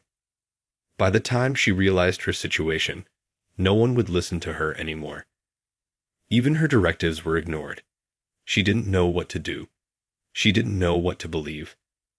At that point, the current president, her father, advised her to broaden her perspective. And so, she chose an entirely different world by working as a cleaner at a subsidiary company to gain a more objective view of both the employees and the company as a whole. She decided to work in a completely different field. Since it was a subsidiary, arranging the transfer was simple. To ensure her identity remained hidden, she used an alias and observed everything around her. She saw people who wielded authority arrogantly, those who couldn't voice their opinions and simply followed orders, those who worked hard despite their circumstances, those who dragged others down to elevate themselves, and those who actively strived to change themselves. As she observed many different people and environments, she gradually came to realize just how arrogant she had been and what kind of leader she should have been. Kevin's determination to improve his circumstances, along with his humility despite his abilities. Those are qualities I lack. And of course, he is highly skilled. I need him. Then there's even more reason not to let him go. Kevin, you belong here. What do you think you'll accomplish at the parent company? You'll just be worked to the bone and discarded like a rag when they're done with you. Thomas spat those words at me. A rag, huh? Weren't you the one who used me like that all along? Miss King let out a small laugh and said, "Let him go." you might want to reconsider your priorities. What? Because you're the one being fired. What? I found it strange that someone would go through so much trouble to fabricate evidence just to frame a single cleaner and an employee. With the sharp sound of her heels clicking against the floor, Miss King strode toward Thomas. So, I had our team look into it. The reason why there's no evidence proving Kevin was guilty is because you were the real culprit. What proof do you have? Oh, plenty. We got your buyers to talk, and we have all the email records as well. No, this is a setup. You probably wanted to pin it on someone else before anyone found out the truth, didn't you? So you chose Kevin, the employee who had recently gained recognition. Someone like you, who always looked down on him, must have hated seeing him succeed. Miss King then turned her sharp gaze toward Mr. Taylor. I also had information that you were involved. I've suspected something for a while now. The way the subsidiary has been managed is completely different from the directives we issued. It seems that while you were busy lining your pockets, things were heading in the wrong direction. Mr. Taylor's face turned pale, and he patted Thomas on the shoulder. This is all a setup. Someone is trying to frame us. Yeah, we would never do something like this. Right, Kevin? Tell them we've been good bosses and there was no fraud. Besides, how credible is their so-called evidence anyway? She respects you, so if you speak up for us, we can clear our names. He then lowered his voice, whispering a clear threat, warning me of the consequences if I said anything unfavorable. All eyes were on me at this critical moment. Everyone was waiting for my response. A wave of dizziness hit me. My chest tightened. But then I remembered. I had my good luck charm for moments like this. I reached into my bag and grasped the glasses hidden inside. If I put them on and blurred everyone out. What's wrong, Kevin? Kevin, answer me. I clenched my fist tightly. No. If I did that, I would be falling back into my old habits. I made up my mind to stand up for the people who had believed in me. And with that resolve in my heart, I turned to face everyone. There is evidence. I released my grip on the glasses and pulled out my phone. Displayed on the screen were emails showing Thomas and Mr. Taylor conspiring to falsify invoices, along with graphs showing financial discrepancies. These were all documents I had used in my materials. I had always found something odd about them, but I never imagined they were covering up illegal transactions. Miss King had asked me to recall past data. On the day I was fired, I had handed everything over to her, the financial reports from July, 2 years ago, and last year's statements. Based on this data, fraudulent transactions clearly took place. Additionally, we have testimony from a business partner. They had no idea they were involved in an illicit deal, and they were furious when they found out. I had said it without wearing the glasses. I had faced them directly and spoken. It's time to give up, don't you think? Mr. Taylor and Thomas hung their heads in defeat. And so, their wrongdoing was exposed to all employees, and later, their fraudulent activities were reported in the news. Naturally, they weren't just fired. It became a criminal case. A new representative was appointed, and the company began an internal transformation. Leading the effort was Miss King. With her strong sense of responsibility, she pledged to oversee the subsidiary's recovery until it could operate independently again. As for me, I began a new chapter in my life as her secretary. Sometimes, I would accidentally call her Olivia and quickly correct myself. If it's so hard for you, you can call me by my first name. What? That would sound way too personal, like we were a couple. Noticing my reaction, she gave a playful wink. But only when we're outside the office. So, that's how it was. With her glasses gone and now wearing contact lenses, her beauty was striking. She had kept her face hidden with glasses and her hair to maintain her disguise, but honestly, I found both versions of her equally captivating. Otherwise, I wouldn't have looked forward to our conversations as much as I did. I still keep my lucky glasses in my bag to this day, but I don't need them anymore. Even when I clearly see people around me and feel their gaze, I no longer hesitate.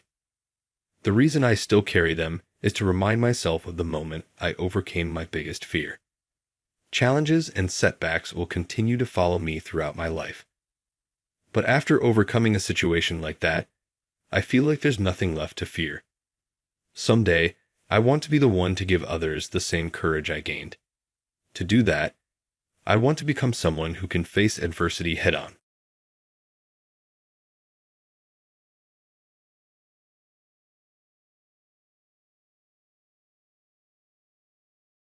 Sarah, the president's daughter, smiled and told me, "Very impressive for someone with just a high school diploma to be thinking about voluntary retirement." I gave her an equally wide smile in return. Since I lead the company in sales, I predict a $30 million loss for the business. However, because I was dismissed, I will be leaving the company. Sarah didn't seem to get what I was saying. I was ready. "I just heard, Tom. Are you really resigning?" When I picked up the phone, George, our president, sounded frantic. Yes, the list of people choosing voluntary retirement included my name. "That is absurd. Your name cannot possibly be on that list. There must be a mistake." I was certain that wasn't an error. "I believe Sarah is well aware. Perhaps you ought to ask her." "Sarah? Anyway, I'll call you back." I ended the call with the president and began unpacking the boxes that had arrived at my residence. A part of me was genuinely anticipating what the president would do at this point. Tom is my name. Last month was my 41st birthday.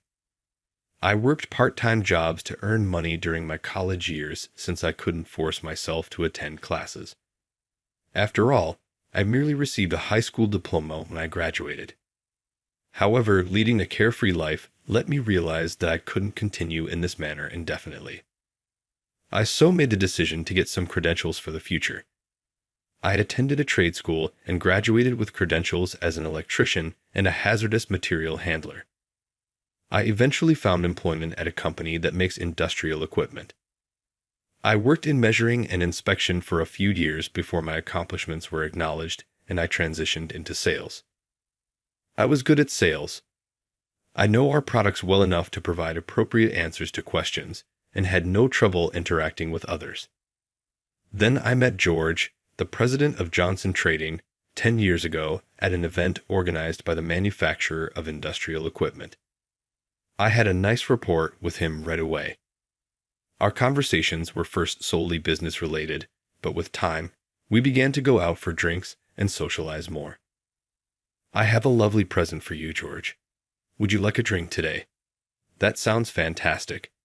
In fact, I also discovered a fantastic location."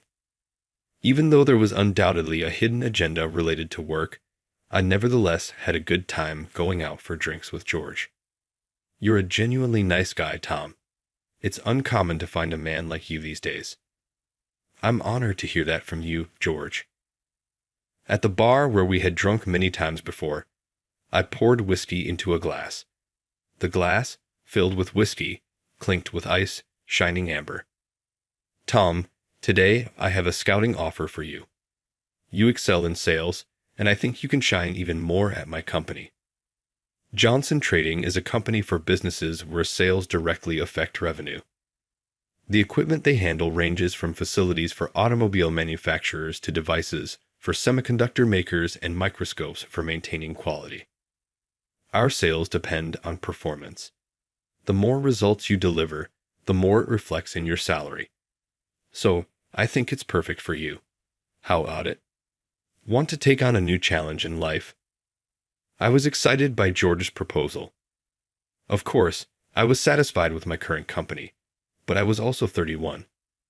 If I was going to switch jobs, now was the chance, and the prospect of a salary based on sales results was attractive. After a night of thought, I contacted George and transferred to Johnson Trading. At Johnson Trading, I continued to achieve one success after another. My experience working at the industrial equipment manufacturer made explaining inspection devices a breeze. Getting along well with corporate representatives, I was able to proactively suggest necessary items and eventually gained their trust. If you ask Tom, there's nothing he can't find. Thankfully, I was regarded so at various companies, and I was soon handling contracts worth millions annually. Before I knew it, I had achieved the top sales performance. Then, one day Sarah, the president's daughter, joined the company. Tom, I'd like you to meet my daughter. Hi, I'm Sarah. Nice to meet you. Sarah had just graduated from a university in this city. She was brimming with youth and had a dazzling smile. Nice to meet you too. I'm Tom. I look forward to working with you. Tom here is our top sales representative. You should try to learn from him, Sarah. Wow, that's amazing. I'll do my best. It was clear how much George doted on her, his only daughter. Seeing him so affectionate made me feel warm inside.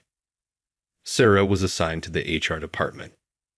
However, as time passed, I began to hear not so great things about her.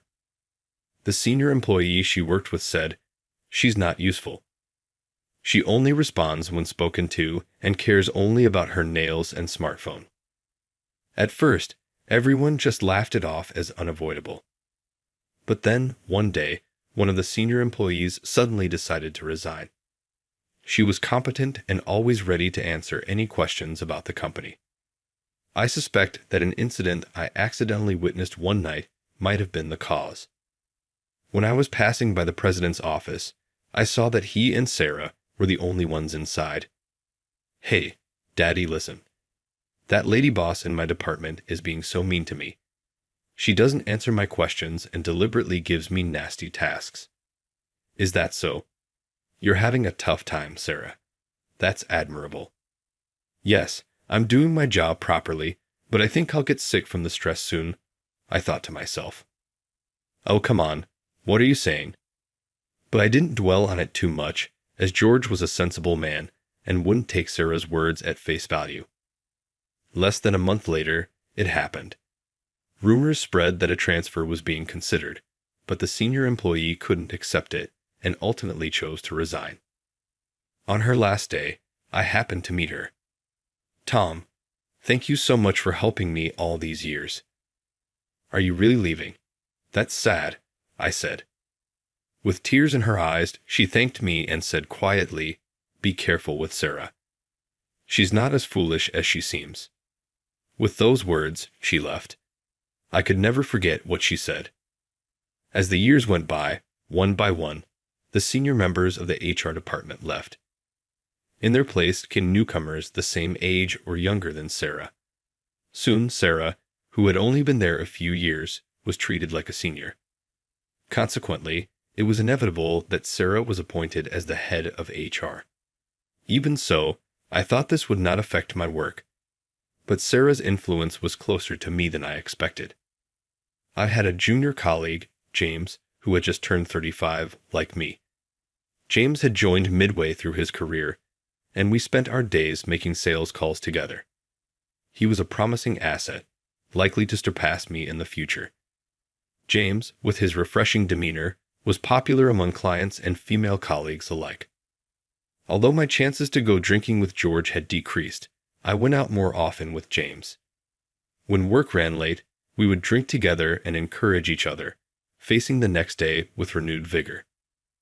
I heard that James and Sarah had started dating right after she became the department head. Around that time, it became my routine to listen to Sarah's stories from James.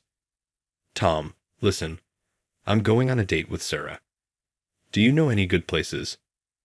She just asked me to have lunch together. From now on, she's going to make lunch for me." I listened to James's smitten stories with a smile. If James was happy, that was enough for me. However, as days passed, I noticed something was off with him. "Sorry, Tom. Sarah says I shouldn't go to entertainment anymore. She hates it when I drink with my colleagues and come home drunk." Another day brought another concern. "Sarah keeps saying I work too much overtime. I explain that it's just necessary work, but somehow I'm always doubted.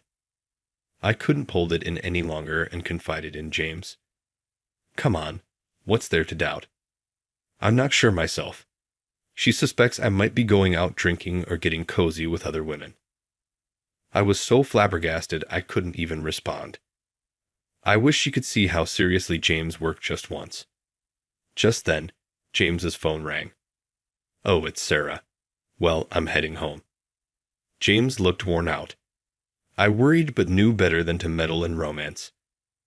A few days later, I heard rumors that Sarah and James had broken up. James took some time off work and then resigned. I deeply regretted not reaching out to him more seriously. I didn't want anything to do with Sarah, but one day, by George's orders, I had to take her to entertain a client from Company Simpson. When the president of Company Simpson visited our office previously, he seemed to take a liking to Sarah when they met by chance. I will be with you today. Sure, I'll handle the business documents. Thank you. I appreciate it. She was always lively and polite, but I couldn't shake the feeling that Sarah might mess something up. We entered the restaurant to entertain the president of Company Simpson. Thank you for taking time out of your busy schedule to meet with us today. Good evening. This place is actually my recommendation.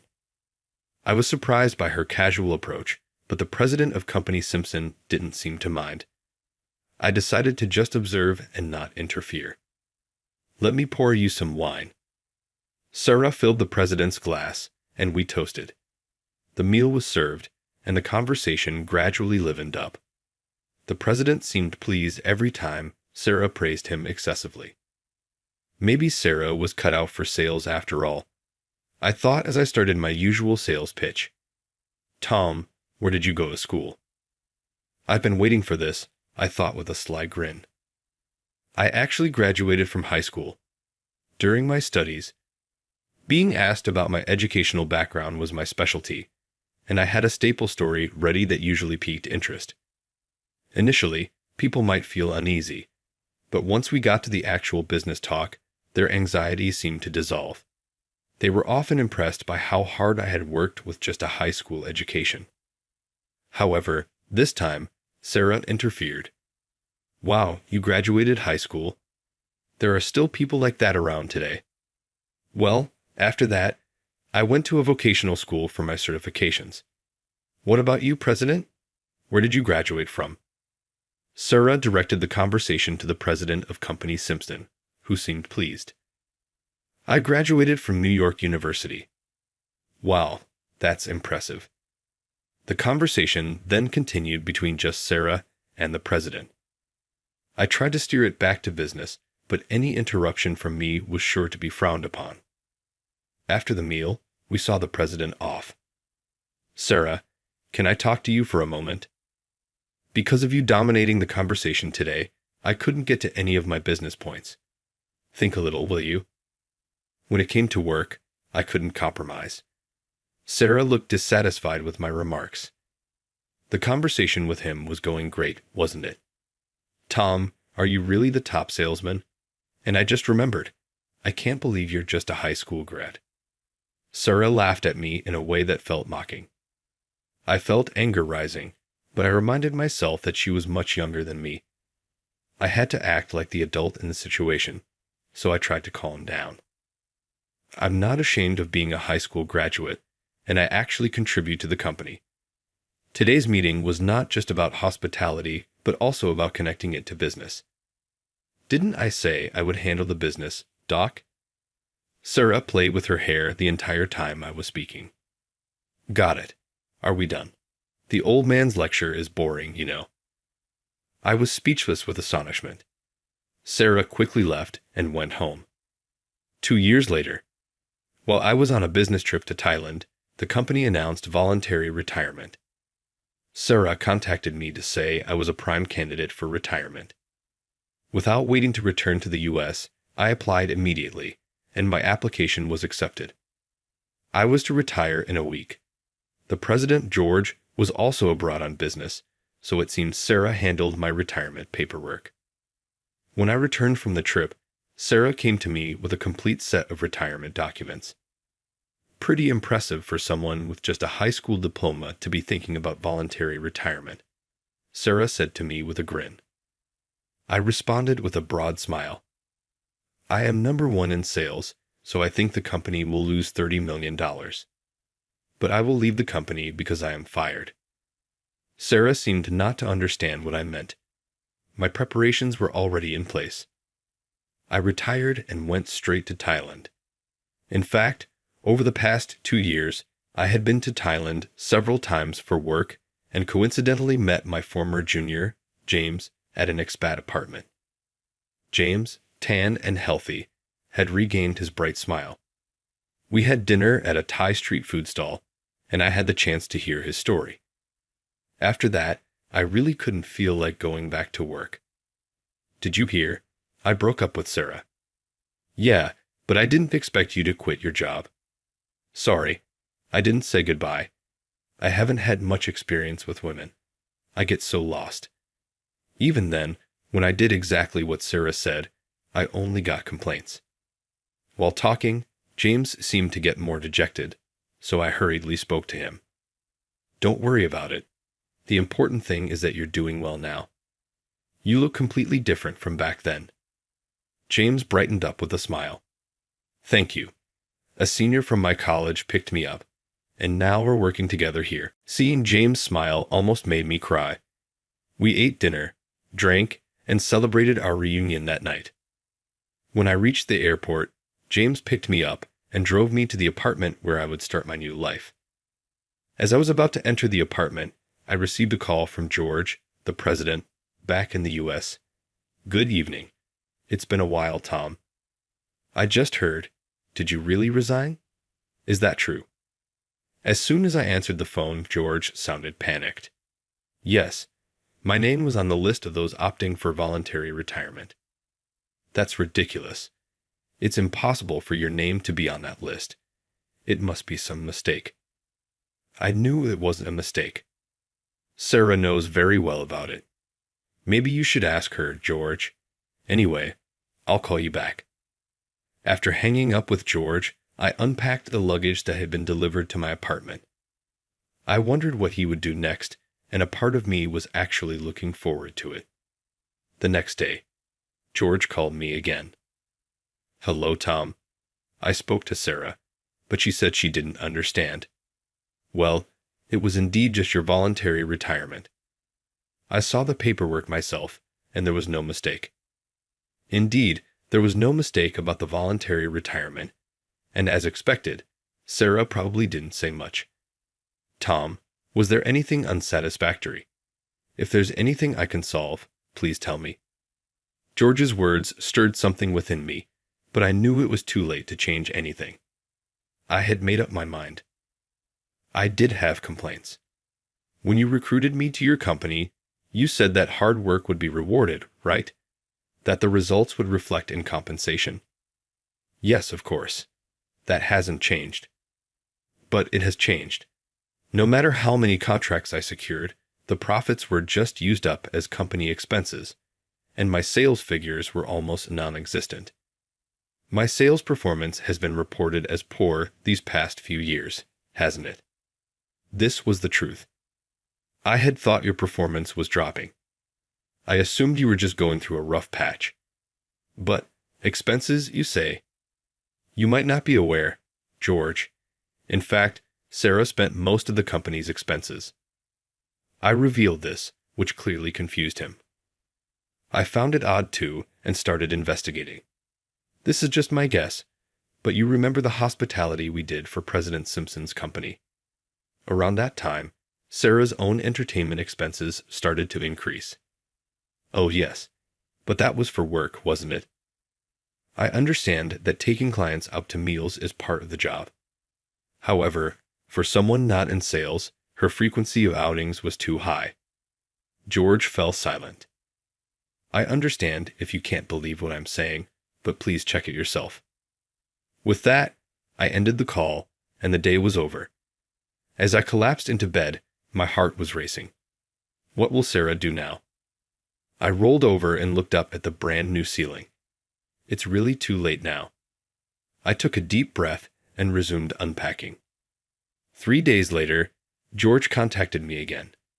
This time, it wasn't over the phone, but online.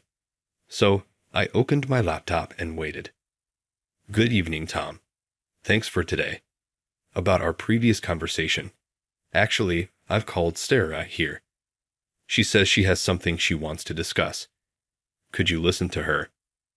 Even though it was just on screen, it was the first time I had seen him in a long while, and he seemed tired. I was curious about what Sarah wanted to talk about. "Yes, that's fine." Sarah appeared on the screen. "Good evening." "Good evening." For some reason, Sarah fell silent, but I waited patiently for her to speak. Suddenly, Sarah started shouting, "Tom, you spread lies to my dad last time, saying I was entertaining too much and wasting expenses. Why would you say such awful things? I can't believe this." Sarah began talking all at once and eventually broke down crying over her desk. I quietly turned down the volume on my computer as she spoke. But I hadn't expected her to suddenly start accusing me. "Sarah, I'm sorry you're hurt." "Tom, after our last conversation, I also asked Sarah, and then she said what you just heard." I was dumbfounded. George seemed completely convinced by Sarah, though I wished he'd separate personal feelings from business matters. "Sarah, do you remember how many times you went abroad this year before I left?" Sarah suddenly looked up, seemingly faking her tears. "About 3 times, right? As far as I can remember, you've been there 10 times. Sarah looked at me suspiciously. "Why do you know so much? Were you targeting me or something?" Though I was frustrated, I kept my cool.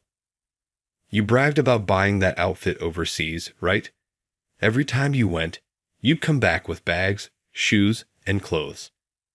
You always talked about it proudly, so everyone knew, not just me. I heard you were taking time off, but is that true?" "I did take time off, but no, it was for inspections." Her statements were all over the place. "If it was a business inspection, did you produce any plans or reports afterward? It wasn't just a fun trip, right? I haven't heard anything from the sales department." Sarah fell silent. "The clothes and bags were expenses, right? George, please make sure to discuss this with the accountant." "Oh, I see. I'll do that." Sarah's face turned red with anger. "And about those fancy restaurants you use for entertainment, entertainment is fine. But did any contracts result from those? Tom also went to those, didn't he?" "That's true, but I only use such places when absolutely necessary. Depending on the client's preference, sometimes a cafe or a diner is more appropriate." It seemed Sarah was not interested in listening to what I had to say. "Why are you only blaming me? Dad, you believe in me, right?" George, suddenly thrown into the conversation, was troubled. What Tom is saying is true. He doesn't always go to the same place. He's very good at socializing and really listens to what people have to say, which is why he secures contracts." "Thank you, but that's not the issue here. Sarah, you effectively erased the revenue I brought in through contracts." Sarah, who had been loudly protesting, suddenly fell silent. "What are you talking about? That's impossible." Her tone changed drastically, and she glared at me. "I thought you would say that." I shared my screen and showed them the file I had created. I'm meticulous by nature. I record who I meet, where and when, every time. I also note the content of our conversations and their food preferences because I never know how it might connect later. It helps me understand the relationships between businesses. This document, a result of continuous effort from my previous job, could very well be called my asset. It helped me gain trust and build rapport with my clients. I've recorded every contract in detail, including what the next steps were. Based on my feel from my time in sales, falling below last year's figures was impossible. Tom, can you send me that? Yes, I have prepared last year's data. I'll paste it in the chat. I attached the PDF to the chat and sent it. The document contained only the contract details, dates, and amounts, leaving out the finer personal details. Once again, I urge you to look into this thoroughly. If there's anything else, please contact me. I ended the call. Sarah didn't speak another word. I suspected they might contact me again, but until then, I would do what I could. A week later, George wanted to talk again. I had told James about the whole situation, and he said, "Please let me join," so he secretly sat in on the call. The call, like last time, was conducted online. George and Sarah were already on the screen. "Good evening, Tom. Sorry to bother you every time, but thank you for today. First off, after reviewing the documents you sent, what you said was correct." I was relieved to hear George acknowledge this directly. "I'm truly sorry. Look, Sarah, you apologize properly too. I'm sorry, but hospitality is an important job, right? And it has nothing to do with Tom quitting. Tom wanted to quit, right? What kind of apology was that? She clearly didn't think she was at fault." "Yes, that's true. Look, I was even on a list of voluntary retirees." George looked at me, shocked. Had he not known about this discussion either? "George, I'll also attach this in the chat. Well, I would have retired anyway." He scrutinized the screen like he was devouring the information.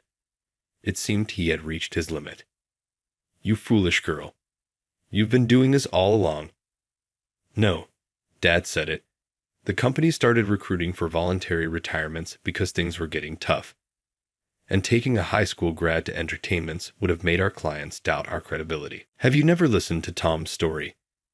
Do you know how hard he worked to get here and how many years he has been working and achieving results after graduating?" A heated argument between father and daughter began in the background. James couldn't help but burst into laughter at the scene. "Who's that?" "Hi, long time no see, George and Sarah." Sarah noticed James and seemed startled. "James, well, it's good to see you're well. Are you with Tom right now?" "Yes." I never thought I'd hear from Sarah's own mouth how important entertainment is. I recalled how Sarah used to insist that James shouldn't entertain when they were dating. "James, can you tell me more about it?" What I heard directly from Sarah was that the people who do entertainments aren't good people. She said they misunderstand that using money to have fun is their job. Well, that's something. I couldn't help but blurt out, "That's your misunderstanding." I kept detailed records like Tom taught me. Thanks to your objections, my records show a sharp decrease in entertainment activities. Stop making things up. Sarah burst into tears and buried her face in the desk. James and I were just stating facts. Both of you, I'm truly sorry. I know it sounds self-serving, but would you consider coming back? George begged us, but I wasn't going back to that company. Prepare $1 million. No, $5 million. I have no intention of coming back. But if Sarah can arrange for $5 million, I will properly hand over my duties. George looked at me, dumbfounded. What are you talking about? Why should we pay $5 million just for a handover? I sent my records before, and they include new facility installations and commitments for maintenance contractor NOAs. That alone is worth $30 million a year. George and Sarah seemed taken aback. I've built these relationships over many years. I could only make those proposals because of that. The intricate details and future needs are something only I would know. I looked at Sarah. The expensive trips abroad you took, the luxurious meals at fancy restaurants that didn't lead to contracts. All of my $30 million was nearly wiped out by Sarah's personal expenses. The only reason we haven't lost money so far is because of my sales. George, isn't the company operating at a loss now? He remained silent and bowed his head. If expenses exceed income, of course, it turns into a loss. If it's an investment that leads to future returns, it's valuable. Let me say it again. Without my sales, it will just turn into a loss. Jesus, you think it's my fault. Sarah's pale face looked at James and me. This foolish girl, he muttered, still looking down. Dad, I'm sorry, but we can manage without paying, right? That's impossible. In fact, today the client said they wouldn't sign unless it was with Tom. That's not all. Our new contact person has been reprimanded for not being able to communicate effectively. That's why we really needed Tom back. Sarah, can you handle this? Sarah turned pale under George's scolding. I'm sorry, but I will not return to Johnson Trading. I am currently working in Thailand with James. If this needs to be handled formally as a business matter, I am available at any time. Please think it over. Understood. I'll consider it. Our call ended. Wow, that was quite a drama, James sighed after the call. We really did work hard back then, didn't we? It's easy to miss what's happening right under your nose. We laughed heartily from the depths of our bellies and spent the night drinking. The $5 million deal I proposed was later formally agreed upon. Considering the $30 million loss, paying it would be no loss at all. George made that decision. That amount was promptly paid to a consulting firm in Thailand, turning into my earnings. Although I had just arrived in Thailand, I would be returning to the U.S. to train the employees of Johnson Trading rigorously. Of course, I intended to ensure that their investment was more than worthwhile. Sarah is no longer at the company. I've indulged her too much because she was my only daughter. Disowned, in a manner of speaking, by George, Sarah was forced to live a modest life through part-time jobs. The luxury car and designer goods she had bought were sold off to cover part of the $5 million. I heard she started living alone, but probably struggled, as she had never done laundry or housework before. She targeted a wealthy marriage, immersing herself in matchmaking parties. Perhaps because she was flattered for the first time in a while, she felt like a queen, until she fell for a bad man. She contributed her money to him, and after a while, he abandoned her. A year later, I finished the handover tasks at Johnson Trading and returned to Thailand. James picked me up at the airport, and we headed to my apartment. Great job. So the handover went smoothly. Yo, I did what I could. George showed me the performance figures, and it looks like they'll manage somehow. Well, just eliminating Sarah's wasteful spending was a big benefit for the company. James laughed out loud. I also pitched to clients in Thailand with factories and branches here. That's great. I was wondering why inquiries had increased. Oh, they were already coming in. Looks like some good connections will be made. I sighed with relief and settled back into my seat. The car sped along under the blazing sun.